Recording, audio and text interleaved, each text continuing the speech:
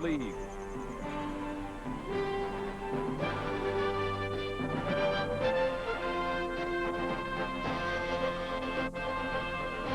Today, from the Astrodome, it's the Cleveland Browns versus the Houston Oilers. Brought to you by Bud Light. Everything else is just a light. By STP, makers of STP oil treatment. We've got what it takes to perform. And by Mazda Cars and Trucks. The more you look, the more you like Mazda value. Welcome to the Astrodome for this matchup between AFC Central Division foes Houston and Cleveland. I'm Tom Hammond, joined by John Morris, who for 15 years was a center in the National Football League and today makes his debut with NBC. John, the two teams completed the preseason undefeated. A week ago, Cleveland, the defending AFC Central Division champion, went to Chicago, scored 31 points against the Bears in a losing cause. But today, really with their work cut out for them, Kevin Mack, their leading ground gainer, will not play. He will not play, and I think at this time last year, it might have been a disastrous blow for the Cleveland Browns. This year, with a change in the passing game, Lindy Infante, the offensive coordinator's in. Kozar played well last week throwing the ball. Maybe not quite as big a blow this year as it might have been last year. The Oilers lead the division after beating Green Bay 31-3 a week ago. A nearly flawless performance by the Oilers. Flawless but predictable. They really played well against a team in Green Bay that not quite as good as the Cleveland Browns. I think they're going to have to vary their offensive calls a little bit today. Well, there's a new spirit around this Oiler team, and the reason for that, perhaps head coach Jerry Glanville. Jerry Glanville's a very enthusiastic kind of a guy, and that'll spill over to the team. You'll see a very physical game today from the Houston Oilers. They're young and they're enthusiastic. It'll be fun to watch. And of course, there's Jerry Glanville wearing all black, so he has a little more visibility on the Houston sideline. And his counterpart for the Cleveland Browns is Marty Schottenheimer, amidst his players there, entering his third season with the Browns, and of course took the Browns to the divisional championship last year with an 8-8 divisional record. The Houston Oilers have won the toss. They will receive. Drury and Tasker will retreat for the Houston Oilers. And Matt Barr, the kicker for the Cleveland Browns. Barr in his 8th season out of Penn State. Cleveland with a record of 0-1 after going through the preseason undefeated. As you look at Drury and Tasker deep for the Oilers, who have yet to lose in 1986. 4-0 in the preseason. They beat Green Bay a week ago. There's Barr's kick. Drury lets it bounce, and it'll go out of bounds. So Barr sort of misfires on his first kick.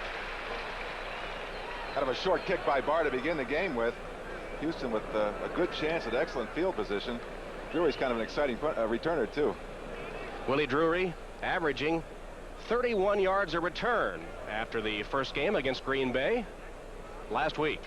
A lot of kickers having problems, Tom, in the National Football League these days with these kickoffs. They're very accurate with field goals, a lot of them, but difficulty getting that kickoff into the end zone. That could be an important part of the football game. Well, we retreat 5 yards to the Browns 30, where Barr will tee it up once again. Browns lead the series record with the Oilers 20-11, and a year ago they won both meetings. Pretty good start for Bernie Kozar last year, too. In fact, the Oilers have lost 4 in a row to the Cleveland Browns. Houston 17-9 in their home openers. This is their first game in the Astrodome, all but about 300 tickets sold. You always hate it when that first kickoff goes out of bounds because the adrenaline's flowing, the players are up for the game, they've been getting their game face on for the last 2 hours, and now you're anticlimactic with that kickoff out of bounds. Sort of like a false start in track. Barr will try it again. Tasker takes it at the 5. Slips right on the pitcher's mound and is taken down at about the 22-yard line. We should point out that the Astros baseball diamond still very much in evidence here at the Astrodome. Mike Johnson making the stop for the Browns. As we look at the starting lineups, backs and receivers for the Oilers. Givens, a very promising rookie. Moriarty, the workhorse. Former Heisman winner Rozier had his best pro game a week ago. And up front, 3 first-round choices together for the first time. Matthews, Munchak, and Steinkuhler. The Oilers will put it in play. 1st and 10 from their own 23-yard line. Rozier and Moriarty are in the I formation. Rozier is the tailback. He gets the call. Comes up for a couple of yards to about the 25-yard line. And let's set the starting defense now for the Cleveland Browns. Pro Bowler Golick anchors that front line. And the linebackers, Banks and Matthews, may be the best pair of outside backers in the league currently. The secondary features two of the NFL's finest quarterbacks in Minifield and Dixon. Gain of 2 on the last play. It'll be 2nd and 8 for the Oilers from their 25. Moon. Complete for an Oiler first down to the 35-yard line. The rookie Ernest Givens on the reception. Frank Minifield makes the stop. I think Moon fooled him with that one, Tom. Last week, they were very predictable on offense, ran the ball first and second down almost exclusively. This time on second down, Moon back to throw. A nice end to Ernest Givens. That's the initial first down of the game. Moon hit on 14 of 21 a week ago for 218 yards and 2 touchdowns. He had 1 interception. Went through the entire preseason without an interception. On first down, Moriarty stacked up in the middle of the Cleveland line. Carl Hairston, the 11-year veteran out of Maryland Eastern Shore, leading the charge. Houston likes to use those offensive linemen and go right at somebody. They like to drive it right down your throat. You're watching Mike Munchak on the left of your screen. He's looking for a linebacker. Initially, he looks at the nose tackle, reads off of that, and a nice block on the linebacker, but it's all man-on-man blocking with that Houston offensive line. Jerry Glanville likes that kind of football. Moriarty. The linemen like it too, Tom. Moriarty a week ago was the man who carried on first down almost exclusively. He got 3 yards there at 2nd and 7 from the Oiler 38. Moriarty is the fullback, Rozier the tailback. Pitch to Rozier. To the 40 and not much more. Reggie Camp, defensive end, and Eddie Johnson, an inside linebacker, combining on the stop. Bruce Matthews with a block to spring Rozier. He was a first-round draft choice in '83, and his brother Clay, of course, is a Cleveland linebacker. They say that Rozier's learning how to block too, Tom. It's one of his weak spots, both in college and in pro, but they've been working on him on that. They say he's gotten better. We'll have to watch and see. 3rd and 4, the nickel defense in for Cleveland. Moon is in the shotgun. Willie Drewy has come in at a wide receiver for the Oilers. Moon, complete. First down to Woolfolk. Still going shy of the 40. Butch Woolfolk, who was a leading receiver a year ago for the Oilers, makes a crucial first down grab. And a good move to the outside by Woolfolk. You'll see it. The linebacker, Clay Matthews, can't quite get there. Here's Butch on the outside, heading downfield. Clay Matthews, number 57, will try and stay with him, but there's too much speed there. Woolfolk with 80 catches last year. Almost a good position, but Matthews just a little bit too late. Perfect pass by Moon. That went for 16 yards and an Oiler first down in Cleveland territory at the 43. Split backs in the backfield for Moon, who gives to Moriarty. Fumbles the ball, but the ball was down. No fumble. They'll mark it at about the Cleveland 40. Gain of about 3 on the play. Eddie Johnson made the tackle. Tom, I think it's really important for Cleveland to get something going early, to get this crowd out of the game. Houston's a young team. They're playing with a lot of emotion. They're playing with a lot of confidence after the preseason and after last week's game. If Cleveland can make a few things happen, it'll take the crowd out of the game, and it'll hurt the confidence of the Oilers, too. But right now, Cleveland hasn't been able to stop them. 11 minutes to play in the first quarter. Houston has taken the opening kickoff and has advanced it to the Cleveland 37-yard line, 40-yard line, excuse me. This is Rozier. First down to the 25. Rozier reversing his field. Chris Watkins, the free safety, had to make the saving tackle. That was the draw play in the offensive line. Here's Mike Munchak again going right after that linebacker. Anthony Griggs reacted to the play to the inside. Munchak got him down, a little help from his friends in there. And Rozier just cuts off of that block. Big first down for the Oilers. Front line of the Oilers doing the job. That went for 15 yards for Rozier, and Cleveland has been steadily advancing against the Houston onslaught here in the first quarter. Ball at the 25, first down Houston. Moriarty tripped up as soon as he got the football. Bob Golick was in there. Golick, the nose tackle. Like Reggie Camp might have been in there too, Tom, to initially trip him up. Camp was the man that tripped him up in the backfield. Camp with 8.5 sacks a year ago, the 4-year veteran out of California. Gave him a yard on the play. It'll be 2nd and 9 for Houston. The ball spotted at the Brown 24-yard line. Rozier, the lone setback.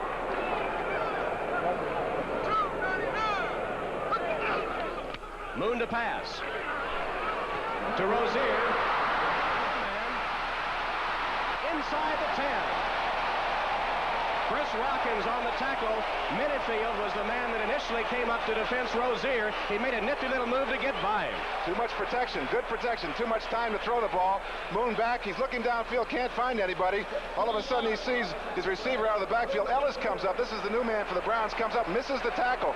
Just tried to knock him down without wrapping his arms around him. Then Rozier right down the sidelines. A couple of big plays by Mike Rozier in this drive so far today. Minifield and Rockins eventually making the stop. Here's Rozier. Last year caught only 9 passes. Woolfolk and Rozier now in at running backs. This is Moriarty who's in there as well. Cuts up. Did he get in? Touchdown.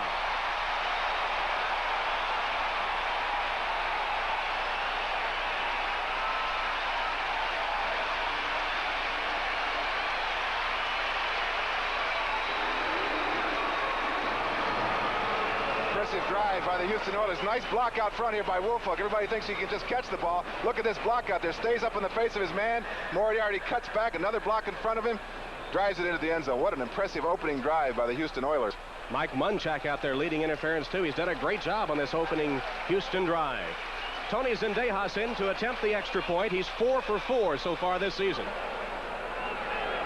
The holder is Johnson. Zendejas splits the upright, and the Houston Oilers off the opening kickoff drive all the way down the field to take an early lead. 9 minutes 16 seconds remaining in the first quarter of play, and the Houston Oilers lead the Browns 7-0. Jerry Glanville on the right has seen his Houston Oilers drive down the field to take an early 7-0 lead on the Cleveland Browns. In time now for our NBC 10-minute ticker. Remember, on NBC, the NFL scores are just 10 minutes away. Here are all the early games. You can set the matchups for the day's NFL action and some early scores. Another AFC Central team, Cincinnati, playing at home on the board early against the Bills. And in another 10 minutes, we'll update you on all the NFL action. It's an important series for the Cleveland Browns right now, Tom. I think it's important that they psychologically get something going. Houston made that one look awfully easy. Maybe it's not too early in the season to say that this is a critical game. The Browns really need a win, especially against the divisional rival Oilers. I think Cleveland needs to psychologically get something going on this drive. There's Lee Johnson, who will kick it off for the Houston Oilers. And deep for Cleveland is Gerald McNeil. McNeil only 5'7", but he led the USFL in kick returns, and he can really go a 4'4", 40 man. Did it right here in Houston, playing for the Gamblers. Sort of a homecoming for him. I'm sure he'd love to break one here. Now, there was a 5-yard penalty against Cleveland's Frank Minifield for roughing the kicker on the extra point. So they've advanced the ball to the 40, but just then Lee Johnson backed it up a couple of yards. I think he wants to get it off that dirt there. You see that, right? Is that second base?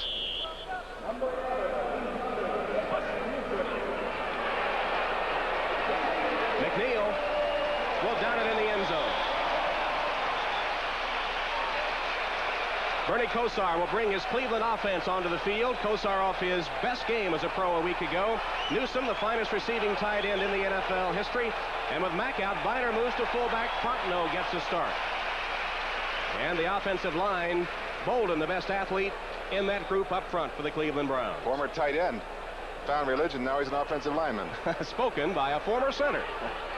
1st and 10 for the Browns, their first offensive possession. Biner and Fontenot are the running backs. The lone setback is Biner behind Bernie Kosar. Biner gets the call, reverses his field, picks his way forward for about 3 yards before Frank Bush makes the stop with help from Richard Byrd. Here's the defense now for the Oilers. A young front three for the Oilers. All those are second-year men for Houston. The linebackers paced last week by Bush, who had 7 tackles against Green Bay. And the secondary, led by safeties Bostic and Eason. They call them Batman and Robin. Brian Brennan into the game for the Cleveland Browns, replacing Langhorne. Brennan caught 5 passes a week ago against the Chicago Bears. His Kosar hit on 23 of 40. 2nd and 6. Biner evades one tackler, then is taken down right about the line of scrimmage by Ray Childress, the Oiler defensive end. Frank Bush on the outside read this play coming in there, but he was just a little bit too late. The guard pulling out is Dan Fike. You'll see here comes Bush across the line of scrimmage. He sees it, cuts back to the inside, but just a little bit too late. And Childress finally makes the stop. Loss of a yard on the play. It'll be 3rd and 7 for the Cleveland Browns. Herman Fontenot out of the lineup for Cleveland as they get an extra wide receiver in. Nickel defense. Jeff Donaldson in the defense for the Houston Oilers. Biner the setback on 3rd and 7. And a false start up front. The flags fly. We'll see what this call is, but this is where Houston just loves to blitz. Jerry Glanville made his reputation. Pat Haggerty makes the call. It'll be 5 yards against the Browns. It just makes it even worse for Bernie Kosar and the Browns, because now you can be assured that Houston's going to come after them. They haven't really blitzed yet, but 3rd and long, look for it. Offense, number 19. There's the man missing from the Cleveland lineup, Kevin Mack, an All-Pro last year, AFC Offensive Rookie of the Year a year ago when he gained over 1,100 yards. 3rd and 12 for Cleveland.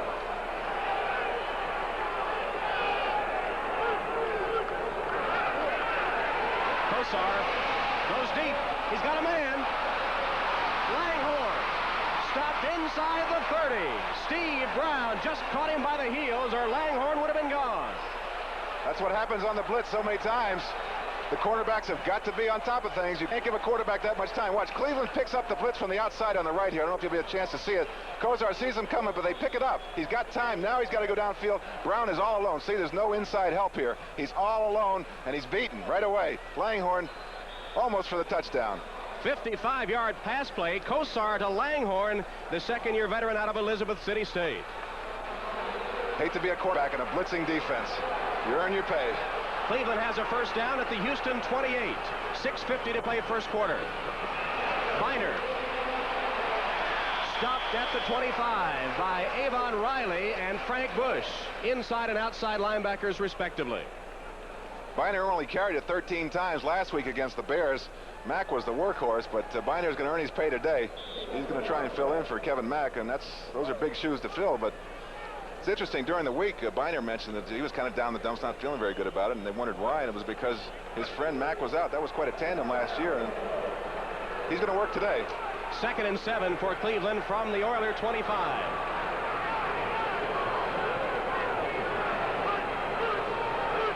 Long count by Kosar, pitches to Biner on the sweep. Gets some blocking up front, just tripped up. He had one man to beat, and he just was tripped up by Bo Eason, the safety.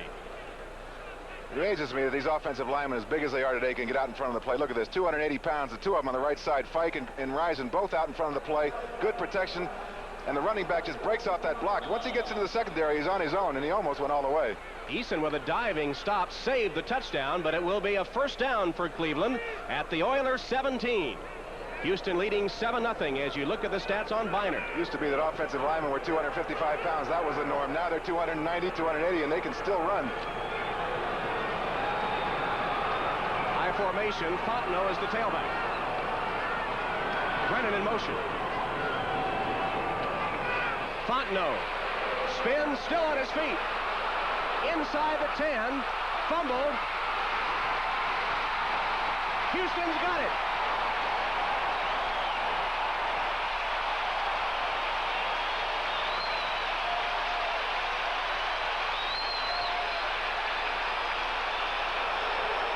Huge break for the Houston Oilers. Bo Eason misses the tackle at the line of scrimmage. Fontenot looks like he's got a touchdown. As he cuts back, you'll see it right here. Eason comes up, misses the tackle right here. A lot of missed tackles by the Houston Oilers. He's spinning around. I don't know how the ball gets jarred loose. Here it is right there. Gets jarred loose. He's trying to hang on. Ball's flopping around on the ground. A huge break for the Houston Oilers. Patrick Allen, I believe, the man that knocked it loose, and Ray Childress finally falling on it for the Houston Oilers. Browns, of course, plagued by the fumbles a year ago. And looked like the Browns would be driving in to perhaps tie it up, but instead they fumbled, and Houston will take over on its own 3-yard line, leading 7-0 with 5 minutes, 10 seconds to play in the first quarter. We'll be back in a moment. And hope you'll join us next Saturday on NBC Sports as we continue to track the final weeks of the Major League Baseball season. The Red Sox and the Blue Jays, or the White Sox and the Angels, coming your way on NBC Sports. Big turnover by the Cleveland Browns. That can come back to haunt them later on in the game. Still too early to say it's a key play, but let's see what happens to the defense. Now the pressure's on Cleveland's defense. They've got to maintain field position, force Houston to punt. Jerry Glanville clad in black. They say it's easier for his players to spot him the sideline. First and 10 for the Oilers on their own 3-yard line. Rozier, not much there. No gain on the play as Rozier was stacked up at the line of scrimmage. Reggie Camp leads the Cleveland charge. Now let's take a look at our NBC 10-minute ticker.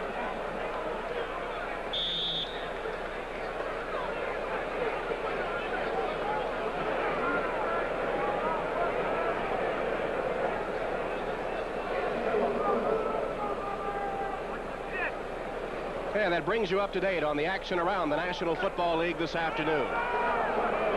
They gave Rozier 2 yards on the last play. It'll be 2nd and 8 from the Oiler 5. Moon to pass. The intended receiver, Drew Hill, slipped down, and the ball sails incomplete. The first pass Moon has missed on. He was 3 for 3 before that. Chris Watkins defending on the play for Cleveland. Gotta like the call, though, don't you? Play action in the end zone. Hill took it to the inside. Looked like he slipped on the first base spot there. It amazes me, Tom, that they don't fill in that baseball diamond here in the Astrodome. Well, they won't until the baseball season is over. And, of course, Houston's been a hot place for a sports fan the last few months with the Rockets making it to the NBA Finals, the Astros leading the National League West, and Houston unbeaten in the preseason and in their first regular season outing. They'd like to follow in those footsteps, wouldn't they? 3rd down for the Oilers. Moon in his own end zone from the shotgun. Downfield, he's got a man, but the ball is out of bounds and incomplete. Ernest Gibbons, streaking down the right sideline, was all alone. Ellis, the safety, didn't pick him up right away, but the pass off the mark. Gibbons is an exciting rookie, though. We're going to hear a lot about him as this game goes along and as the season goes along. Actually, he's the receiver that Cleveland wanted to draft. They tried to move up in the draft to get him, couldn't get him. That time, Cleveland only rushed 4 players on that one. It kind of surprised me. Here's Lee Johnson, kicked only once against Green Bay for 40 yards. McNeil, straight up the middle, gets a few yards into Oiler territory before he's stopped by Jeff Donaldson down on the special teams with help from Johnny Meads. So Houston punts from deep in its own territory, and Cleveland will have a chance again. The Browns trail by 7. We're back at the Astrodome. When you signed on with NBC, did they tell you you'd be in the dark most of the time? We've lost our lights up here in the announce booth. Well, I'm used to that. A former offensive lineman, you spend your whole life in the dark, especially as center, so I can make that adjustment. Right now, of course, the defenses have been in the dark because both offenses have been able to move the ball. Houston went all the way down the field in his first possession to score a touchdown, and only the fumble prevented Cleveland from getting into the end zone. Browns have it at the 47 of Houston and a first down. Langhorne is in motion. Kosar on the handoff. Flags fly as Piner gets just shy of the 40. Well, you know what that call is. Bo Eason were hanging on for dear life. Not too much doubt about that call when the flag flies right in there. Good movement by Cleveland's offensive line, though. There's Ernest Biner, the 3rd-year veteran out of East Carolina. Drafted by the Browns after a scout saw the films on him sort of by accident. Said, who is this guy? And they signed him up. Pat Haggerty leading the NFL officiating crew. Number 61, offense, 61. Mike Babb, the center, caught for holding. And I emphasize the caught with the rules today. You can expect John to be sympathetic to the centers all season long, by the way. Wish they had those rules when I was playing. I could have played 25 years. Cleveland penalized twice now for 15 yards. That sets them back to their own 43. It'll be 1st and 20. Curtis Dickey in the game for Cleveland, making his first appearance of the year. Didn't play in preseason with a hamstring injury. This is Dickey. Just shy of midfield, stopped by John Grimsley and Bo Eason. Grimsley in at an inside linebacker spot is one of the best Houston linebackers against the run. Dickey looked a little tentative on that one, didn't he, Tom? He looked like he was almost favoring that hamstring, which I suppose is natural, but if you're ready to play the game, you tell the coach you're ready to play. It's got to be full speed. Dickey, of course, from this area, played at Texas A&M, a 7-year veteran. He leaves the game right now. Fontenot is back in for the Cleveland Browns. 2 wide receivers to the left. Biner is the setback on 2nd and 15.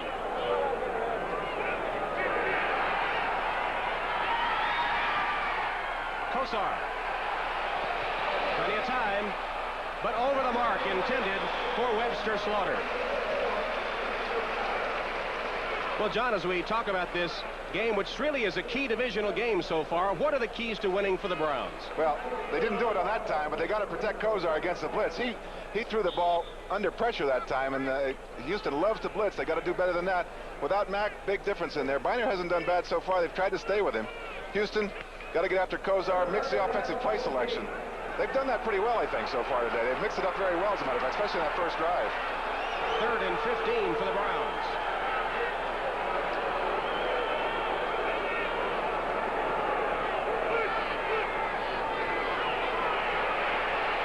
Kozar.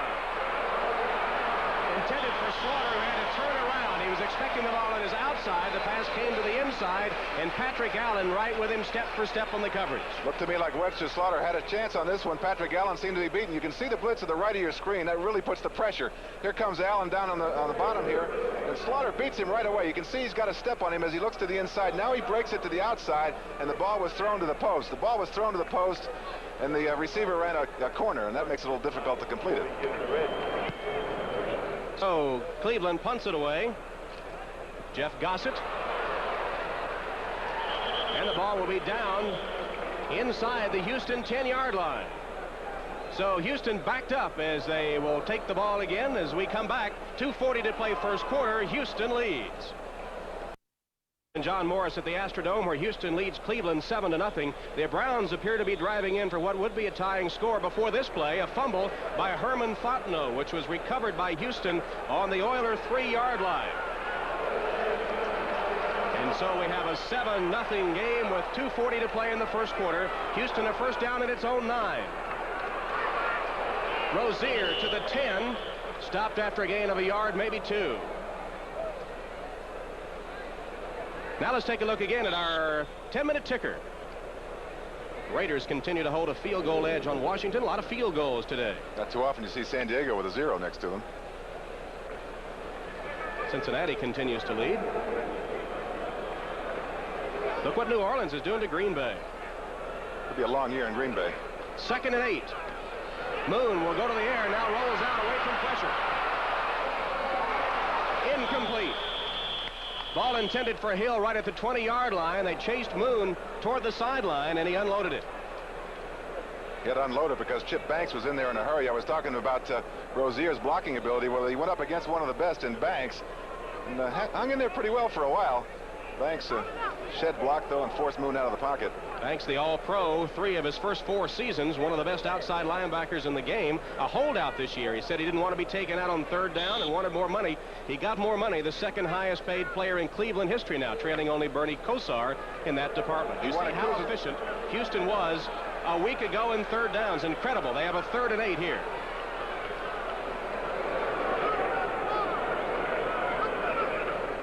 Moon from the shotgun. Flags down as Moon is sacked at the 5. Pretty good protection for a while there, but Moon back in the pocket can't find anybody. We'll see it again as the pressure comes from just 4 defensive linemen. It looks originally like he's got some time. When they run him by the quarterback, all of a sudden he can't find him, but now you see him step into the pocket. Now he's on his own. Down he goes, and down comes the flag at the same time. Ralph Malone was the man who sacked Warren Moon. He's the rookie out of Georgia State, but the penalty will go against the Browns. It's going to be a holding call on Frank Minifield of Cleveland. Oh, that's a disastrous call, Tom. That was 4th down coming up.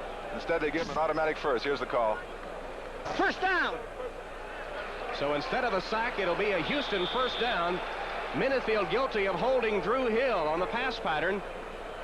So far in the game, it's Cleveland making the big mistakes. That's the second one after the fumble by Fontenot. That's a big first down for Houston. From the 16, Houston in the I formation on first down. Rozier, the tailback. Excuse me, it's Woolfolk into the game who gets the call, and he's up to the 20, just shy of the 20-yard line before Bob Golick drags him down. If Houston's to win, and they rely on this, the offensive line has to control the line of scrimmage. Here you see him firing off the ball. That's Golick, the nose tackle that comes off that block, and you can see the movement is not there. The running back gets through there, but it looked to me like the defensive line was controlled by, the line of scrimmage was controlled by Cleveland.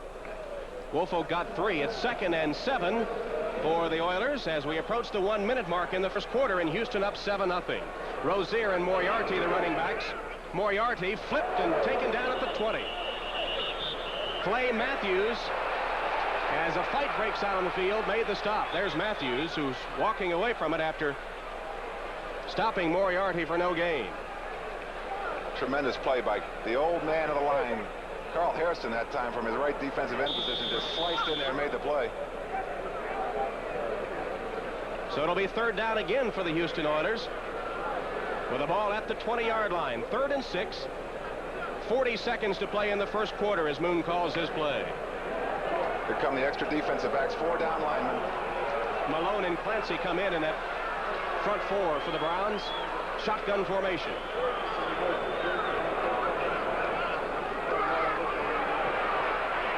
Moon's got a man. First down for the Oilers. Double coverage downfield, and Gibbons beats it. A beautiful in pattern. You'll see it here. He's lined up on the right side. He takes an outside release. Minifield lets him go, but he expects inside help. Here he comes into the inside now. The safety is a little bit too slow getting over. This ball is thrown right on the money. 19-yard gain and a first down for Houston as Ray Ellis comes up to make the stop on Gibbons. And that play will bring the first quarter to an end. We have played 1 quarter at the Astrodome in Houston with the Oilers leading the Browns 7-0. Oilers holding a lead on the Cleveland Browns 7-0 as we start the second quarter. First down for Houston from their own 40-yard line. Here's Moriarty. Runs over one tackler to get a couple of yards on the play. Ray Ellis, the strong safety, coming up to make the stop on Larry Moriarty, 4-year veteran from Notre Dame, the workhorse of the Houston offense. Once again, though, no movement by the Houston offensive line. Carl Hairston sliced in that time. And right now, Houston is not winning the battle. That line of scrimmage, Cleveland is dominating. 2nd and 8 for the Oilers from the 42. The first touchdown credited to Mike Munchak, the offensive left guard, after Moriarty fumbled right at the goal line. Moon, man over the middle, complete, short of the first down to tight end Jamie Williams.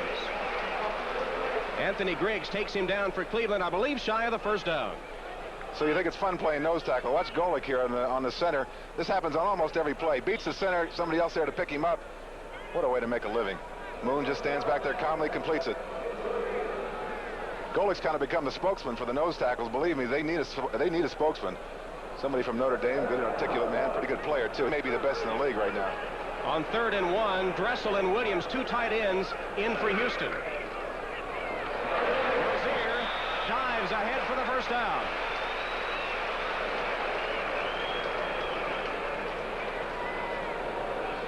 And let's check our 10-minute ticker now for the latest scores. Raiders and the Redskins all tied up as the Giants and Eagles continue to lead in their games. Buddy Ryan having a good time there?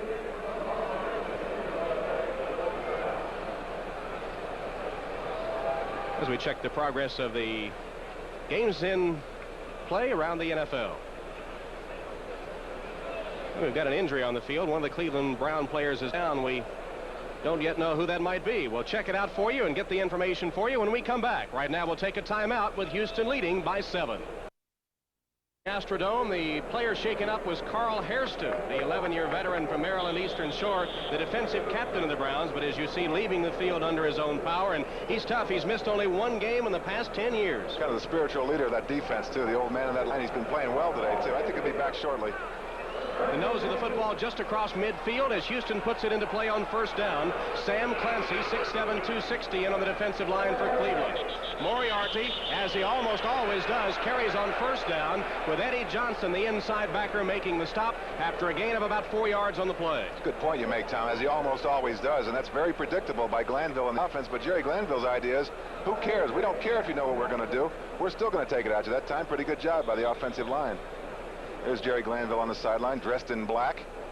He says it's so the players from the field can see him. I'm sure it's purely coincidental that the cameras can pick him up fairly easily, too. 2nd and 7. They gave Moriarty 3 yards in the last play in Cleveland territory. Moriarty again for the 2nd straight time bangs across the 45 down to the 44. Anthony Griggs, 5-year veteran from Ohio State, who had 6 tackles a week ago against the Bears with help from nose tackle Bob Golick, making the stop. The size of that Moriarty. I'd hate to be a nose tackle or a defensive linebacker in there when somebody like Moriarty's coming at you. 240 pounds, just like Earl Campbell. In fact, he took Earl Campbell's spot here. Marty Schottenheimer down on one knee in front of the Cleveland bench. His Browns trailing 7-0 with 12 minutes, 12 seconds to play in the first half. Fazuli and Malone in on the front for the Browns on a 3rd and 4 situation.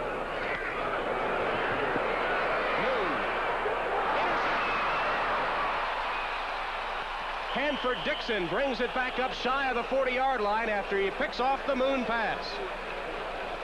Just not a very good pass by Warren Moon that time.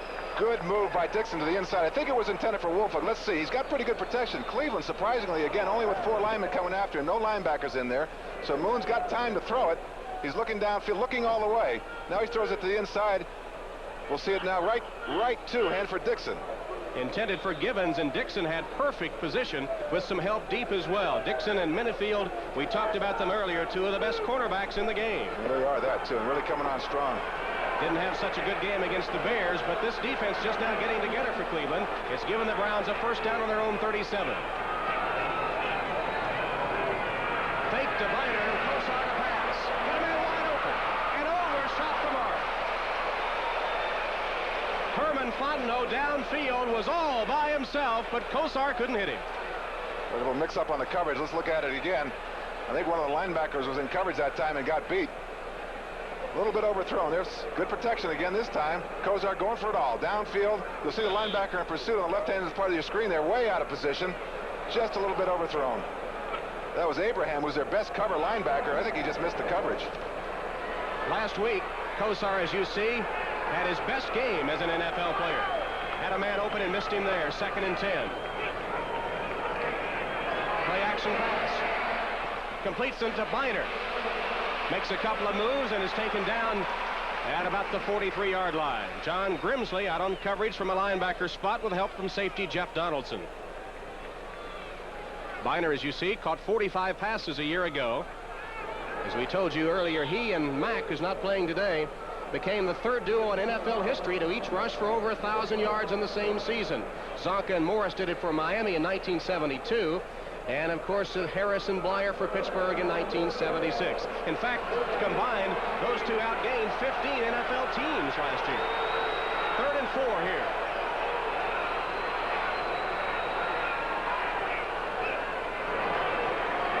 Kosar across the middle. It'll be close to the first down. Let's see where they mark it.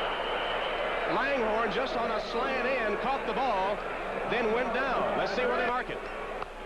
Nice job, though, reading the blitz. Houston showed blitz that time, and I think Kosar knew it was coming and immediately took the look in for the first down. Here it is again. See, the safety backs off right there. Laine backs off. Well, he's looking over there to the quick in. He knows he's got one-on-one. There it is for the first down. So Langhorne makes the reception, and they do mark it for a Cleveland first down. Marty Schottenheimer's team was moving in the first quarter before a fumble at the 3 cost them possession and perhaps a touchdown. They trail 7-0 with 10.5 minutes to play in the first half. Ball at the Cleveland 48-yard line. Flags down. Kosar intended for Langhorne. It'll go incomplete. It was Fontenot, downfield. Incomplete with Steve Brown right there with him. Good coverage downfield by Steve Brown. Kosar is just a little bit off the mark. Maybe he threw that one away intentionally. It was good coverage. Was good coverage by Houston that time as Fontenot went right down the right sideline. This one will hurt Cleveland.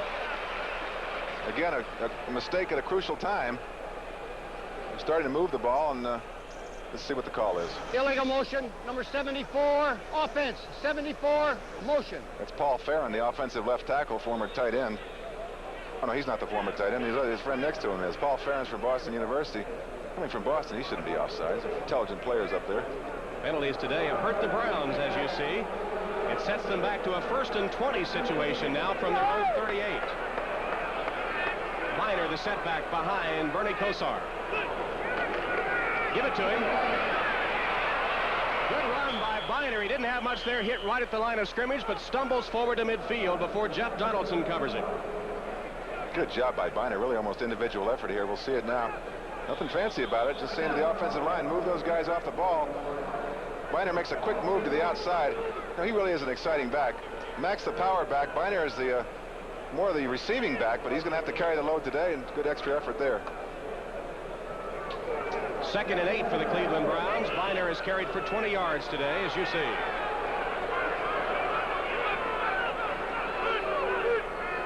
comes the blitz. Keep it on the ground to Minor, and he's hit the line of scrimmage, falls forward for a couple of yards.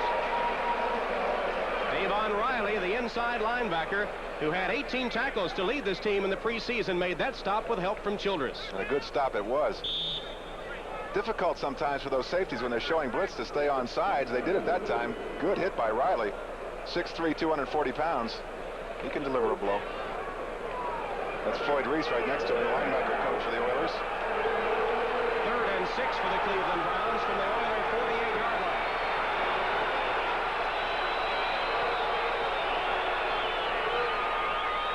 Langhorne in motion. Pressure. Down into the incomplete. Doug Smith, the nose tackle, 6'4", 287, got his big hands in the air to bat the ball away. Kind of thing that'll drive a quarterback crazy. He had his man open, and I think Doug Smith was in a stunt, so that took him to the outside. Let's see if we can see it. There he is on the top of your screen going to the outside. He's got no chance, and he just does what he's coached to do. Jumps up in the air. Look at that man get up. 6'4", 290. He was off the ground. Nice play. Punting situation for the Cleveland Browns. Jeff Gossett in to kick. Willie Drury is deep for the Oilers. Gossett's kick will sail into the end zone.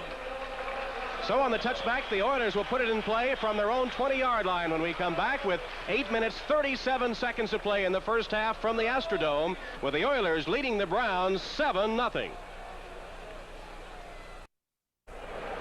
The Oilers continue to lead the Browns 7-0, and John, the penalties and the fumbles have been Cleveland's undoing so Cleveland's far. made the big mistakes, but not too much of a surprise, I don't think, as far as the defensive struggle is concerned. Both teams like to play defense, about as close as we thought it might be. 8 minutes, 37 seconds to play in the first half. Houston scored off the opening kickoff, and that's the difference in the game so far. 7-0 Oilers, who put the ball in play first down from their own 20.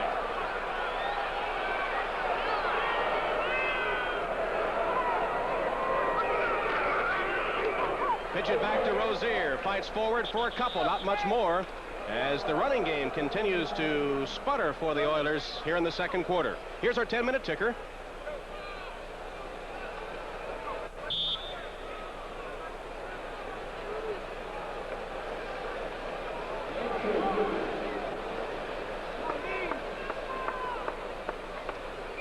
And after a gain of 2, the Oilers come out with a 2nd and 8 situation. The ball spotted at their own 22-yard line. Warren Moon on the first drive, perfect in his first 3 attempts, has struggled since then. Left it to Rozier. Taken down at about the 26-yard line. It'll bring up a 3rd down for the Oilers. Ray Ellis, one of the safeties. Rozier was just the outlet man that time. Moon just swung it out there. Good protection by the Houston offensive line. They've done a good job throughout this game. Rozier, as you saw, the Heisman winner in 1983 when he was with Nebraska. He gained 2,148 yards as a senior with the Cornhuskers, which was 2nd in NCAA history. Only Marcus Allen gained more in a single season. 3rd and 3 for the Oilers. Swing it to the other side of Rozier, and here he goes. First down, taken out of bounds just shy of midfield. Chris Watkins knocked him out, but it's an Oiler first down. Rozier is too good a player to leave him alone out there, and that's what the Browns are doing again out of the backfield. And Rozier showing the speed. Here he comes to the left of your screen. Moon's looking downfield, sees him over there. Look at nobody in a white jersey anywhere near him. He just takes off downfield. The closest man is the linebacker right there, Eddie Johnson. And Rozier doesn't look for the sideline either, does he, Tom? He just lowered that shoulder. And he got 22 yards out of it. On the 49, Houston has a first down. Moriarty cuts up, maybe the line of scrimmage. Bob Golick made the stop for the Cleveland Browns. Take a look at Mike Munchak again, left guard in there. Nice position block that time. Can't use the power, so he uses the position. A lot of people think that Mike Munchak just might be the heir to John Hanna as the top offensive lineman in the league. He is really a player. And, of course, the first-round pick in 1982 has a touchdown to his credit today. Officially, they give him the touchdown after Moriarty fumbled at the line of scrimmage. No gain, 2nd and 10 for the Oilers. Flags down before the play can get underway. Illegal procedure against the Oilers. That'll set them back 5 yards, and it'll be 2nd and 15. False start, number 69, offense. There's Carl Still Heston on second the down. Carl Heston on the sideline went out earlier. It's a bruised sternum. The report is he'll probably be back. They need him in there. Penalty against Doug Williams, who got the start today, the rookie out of Texas A&M. Who was the All-American player there, as he was whistled for the procedure penalty. First penalty of the day against the Oilers gives them 2nd and 15 from their own 44. Ball just shy of the 45-yard line, actually. Moon will go to the air. Across the middle. Complete to Williams, shy of the first down at about the 45-yard line. Chip Banks, the all-pro linebacker, back in coverage, making the stop on Williams across the middle. Nice job by Williams over the middle. There's a tight end that's a tribute to persistence. That guy's been cut by just about everybody in the league. Actually, 3 teams. Came back here to Houston, did a nice job last year, won the starting job. Glanville says he expects Williams to emerge this season as one of the better tight ends in the game. We'll see. He makes that one, but short of the first down. 3rd and 4 for Houston. Banks going off. That's what he didn't want, to be taken out of the game on 3rd down. He said that was one of his gripes when he held out. Didn't get in his contract, I guess. Got the money, but not that. From the shotgun. Takes the running play. Moon rolls out, and he'll keep it. Moon still going, slides down inside the Cleveland 30.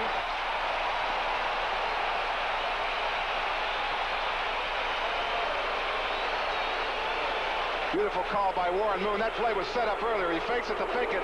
They had seen that linebacker on that side coming in on the fake, so they take the end around. See it? There you go. There comes the guy inside right there. Moon goes to the outside. He's got plenty of room. Now he can either pass or run. But they had seen that earlier in the game, took advantage of it. Moon's a pretty good runner for a quarterback, isn't he? Well, that was one of his assets when he played in the Canadian Football League. 6 seasons with Edmonton there, and winning 5 Canadian championships and the MVP in that league in 1983. That one went for 15 yards, and it's a first down for the Oilers at the Brown 29. Rozier behind, blocking up front, fumbles. Cleveland has it. It might have been Hanford Dixon that got it. Let's see it again. Big fumble by Rozier, though. All the offensive linemen moving to the left, but they're not getting the penetration cut off. He tries to cut back. There is the cutback, and he gets hit. Chip Banks knocked it loose. Looked like Banks might have just stripped it loose. Ball's on the ground. And Hanford Dixon recovers it for the Cleveland Browns. 4:42 to play in the first half. Houston continues to lead. Jerry Glanville's Oilers lead 7-0. He looks like Gary Player on the golf tour, all dressed in black. Give me something. Everything he owns is black. Black car. Even his kid's got a black bicycle. Browns have it at their own 27 on a first down. Biner the setback. Langhorne in motion, pitch to Biner. Tries to get a block on the corner. Fighting for yardage and dives to about the 36-yard line before Avon Riley pins him to the turf. And once again, we'll take a look at our 10-minute ticker. Look at that. Giants 10-0 over San Diego.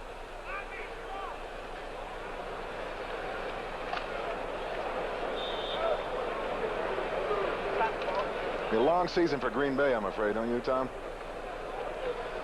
They lost 31-3 a week ago against these Houston Oilers. 2nd and 1 for the Browns. Dickey is in at the tailback spot. Biner is the fullback. Curtis Dickey has the first down. Now let's pause briefly for station identification. This is the NBC Television Network.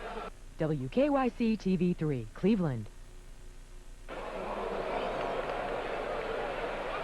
Tom Hammond and John Morris, the Astrodome in Houston, where the Houston Oilers lead the Cleveland Browns 7-0 with 3.5 minutes to play in the first half. This second quarter has been a game of mistakes and turnovers. Penalties and turnovers have hampered both teams as they drive up and down the field. Right now, Cleveland with a first down from its own 38-yard line. Pitch to Biner. In trouble and hit shy of the 40-yard line. Keith Bostic up quickly from the strong safety spot to force the play, taking Biner down. Remember, the Cleveland Browns playing without Kevin Mack, the All-Pro a year ago who gained 1,100 yards, injured shoulder, and not even dressed today. Biner's trying to fill the load. They got him at the main running back position. Certainly capable. That time, good pursuit by the linebackers in Houston, and no place to go. Give Biner a yard, make it 2nd and 9 from the 39. 32 yards on 8 carries for Biner so far today. Dickey and Biner, the split backs. Harry Holt and Ozzie Newsome, 2 tight ends in the game. Dickey again. Tries to get outside. Can't get there. Stopped for a loss in the play by John Grimsley, 3-year veteran out of the University of Kentucky. Came up quickly to make the stop. Watch this play again. Everybody talks about pursuit. Here's what a linebacker is supposed to do. Abraham doesn't really make this play, but I want you to watch the pursuit from the inside. You'll see him coming across the screen. Number 56, there he goes right there. He reads the play inside. Now he's hustling across in pursuit. If that back cuts back, he's going to be there to make the play. If you play the 3-4 defense, you've got to have that speed inside with those linebackers, and Abraham's got it. 6'1", 236, and he can run. 3rd and 9 for the Browns. Nickel defense in for the Oilers. Kosar goes deep. Incomplete.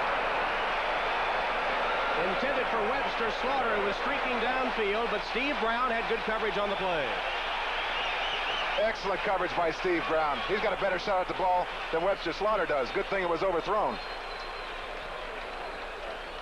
So on 4th down, Jeff Gossett is into the game to punt once again, and Willie Drury is deep for Houston, as you see Gossett. He's the 5-year veteran from Eastern Illinois. Drury takes it on the fly, hits the turf, tries to get up, and is pinned there. Quickly downfield for the Browns on coverage was Felix Wright. This telecast presented by authority of the National Football League, intended for the private use of our audience. Any rebroadcast or other use of this telecast without the expressed written consent of the Houston Oilers and the National Football League is prohibited. 36-yard punt, and Houston will take over once again, leading 7-0 with 2 minutes, 17 seconds to play in the second quarter. Pretty much the defensive struggle that we anticipated. Both coaches are defensive coaches. They like that part of the game. A lot of offensive mistakes as well. That's right, there have been. 3rd down conversions. The Oilers, after being splendid in that department a week ago, are 5 for 7 today. Right now they have it on 1st down. Keep it on the ground on 1st down to Larry Moriarty. Scott Nicholas, inside linebacker, making the stop for Cleveland. There's Moriarty, good shot of him. 4 years out of Notre Dame. Carried for 162 yards to leave Houston in preseason. And coming into today's game, carried 25 times for 59 yards and a touchdown. We've got the 2-minute warning. Timeout with Houston leading 7-0. 2 minutes to play in the first half. Tom Hammond, John Morris, our producer Peter Rolfe from the Astrodome in Houston. The Oilers scored off the opening kickoff, and no points on the board since. A lot of turnovers by both offenses here. And Houston continues to run Larry Moriarty on 1st down. That time, that last play before the 2-minute warning, he got 3 yards. Jerry Glanville talking about what you ask of players. Says you can never ask too much of a player, and what he means there, I think, is that he's raised the level of expectations of his players. Maybe not too much was expected of him before. Jerry Glanville, I played with Jerry. He was a coach in Detroit when I was playing there. He's very clear and concise. The players know exactly what he wants from them at all times. And he works them pretty hard, doesn't he? He does indeed. 2nd and 7 from the 28. Moon on the handoff to Moriarty again. Well, it's Rozier that got the handoff. And he didn't get much. Sam Clancy, who came in to replace the injured Carl Hairston, takes him down. Clancy makes the play, but watch Golick in the middle. He's talking about him being the spokesman for the nose tackles. What a way to make a living in there all the time. Here's how he describes being a nose tackle. This is great. I've gone from a two-legged, this is a quote, I've gone from a two-legged, walking, upright, thinking human being to a four-legged, crawling, groveling, sniveling beast of burden. That's what a nose tackle is. He devolved it. Is that what he said? We've got a timeout with 1:52 remaining in the first half. Houston continues. You see the situation in Houston with 1:52 remaining in the first half, and the Oilers up 7-0. The timeout taken by the Cleveland Browns there. Apparently a mix-up in their defenses. They called the timeout. Houston will have it 3rd and 7, and Cleveland perhaps also hoping to get the ball back if they can hold them here on 3rd down and try to get some points as Hairston returns to the Browns lineup.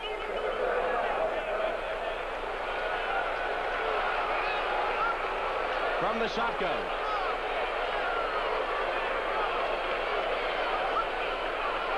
Fake the handoff.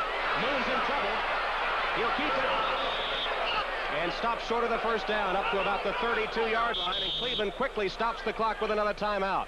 Sam Clancy and Ralph Malone off the front four that time for Cleveland, putting the pressure on Moon and finally taking him down. An alert play by Reggie Camp, a defensive left end, though. Moon tried that end around again, tried to fake it and get to the outside. It was successful the last time. Camp was ready for it that time.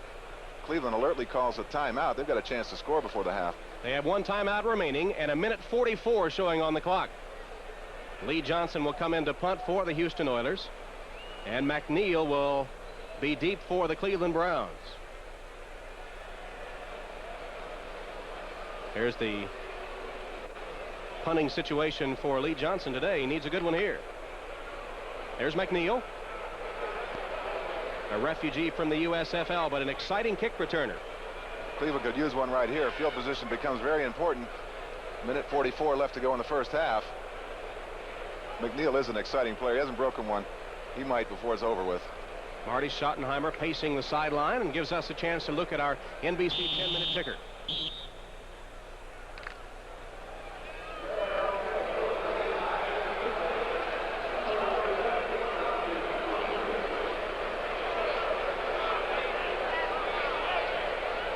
Now ready to go. Here's Lee Johnson. Standing at about his own 17-yard line, and McNeil on the Cleveland 25. Barefooted, left-footed kicker Johnson. McNeil takes it on the fly. And out of bounds at about the 45-yard line. So Cleveland has pretty good field position for the final 1:35 of the first half. Bush and Donaldson on special teams making the tackle for Houston. Hope you'll stay with us at halftime. Coming up on NFL 86, Bob Costas, Ahmad Rashad, Paul McGuire, and Frank DeFord with all the scores and highlights and special features for you. That's coming up at halftime on NFL 86. Cleveland's only got one timeout left. That was a 33-yard kick.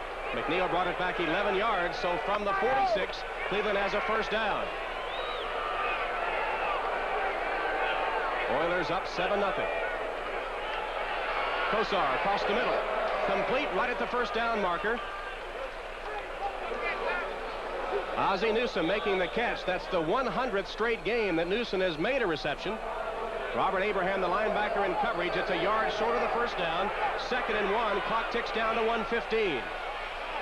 Again across the middle, and again complete to Newsome, and again it'll be a first down, but the clock continues to roll. They're throwing across the middle, and it forces them to take their final timeout. Well, he has to throw it over the middle because Houston knows they look to the outside, so they're protecting the outside. He goes to the middle to Ozzie Newsome. That's almost a sure thing when you throw it to Ozzie, but you're right, caused them to use up their last timeout. That really puts a strain on him now with 1 minute and 6 seconds left. He's got to throw to the sideline, either that or go into the end zone on 3 plays. Good time to talk here about Lindy Infante, who is the new offensive coordinator for the Cleveland Browns. Of course, he led the Cincinnati Bengals to the Super Bowl as their offensive coordinator in 1982.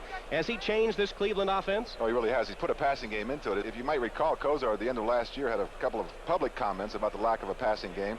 Lindy Infante, you would see him there just on the left as the Kosar goes back onto the field, has really got a balanced attack into this Cleveland offense. Makes some sense. Kosar's got the potential to be one of the best quarterbacks in the game. Let's use him. They don't talk about his mobility, but he was sacked only once a week ago against Chicago Bears with that fearsome defense, and he seems to have a knack of evading the rush, evading the sack, and getting rid of the ball. I think that mobility business, Tom, is really overrated. When you're 6'5" and you got the arm that he does, you don't have to be able to run the ball that much. And people overlook the fact, too, I think, that he's only 22 years old. He would have been a senior at Miami had he stayed in school. Instead, he is in his 2nd year as a pro quarterback. Made his first NFL start against the Houston Oilers last year, as a matter of fact, and threw his first touchdown pass against this Houston team. 4 of his 8 touchdown passes were against Houston, as a matter of fact. From the 35-yard line, Cleveland has a first down. That last timeout, by the way, was taken by the Oilers, so Cleveland has one left.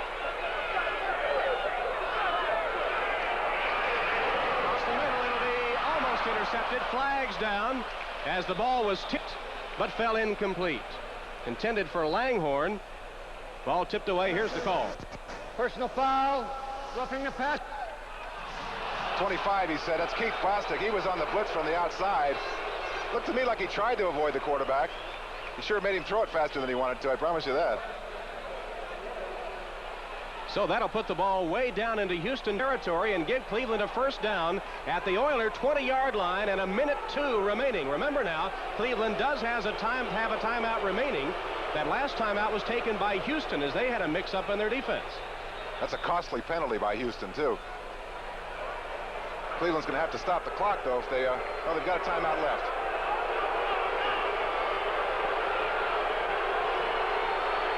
First down for the Browns. They trail 7-0. A minute 2 on the clock, first half. Brennan in motion. Kosar under pressure, lets it go incomplete. Well, they pressured him into an early throw there and a late flag down. There was a mix-up in there. Bo Eason got involved with the receiver in there with the Browns.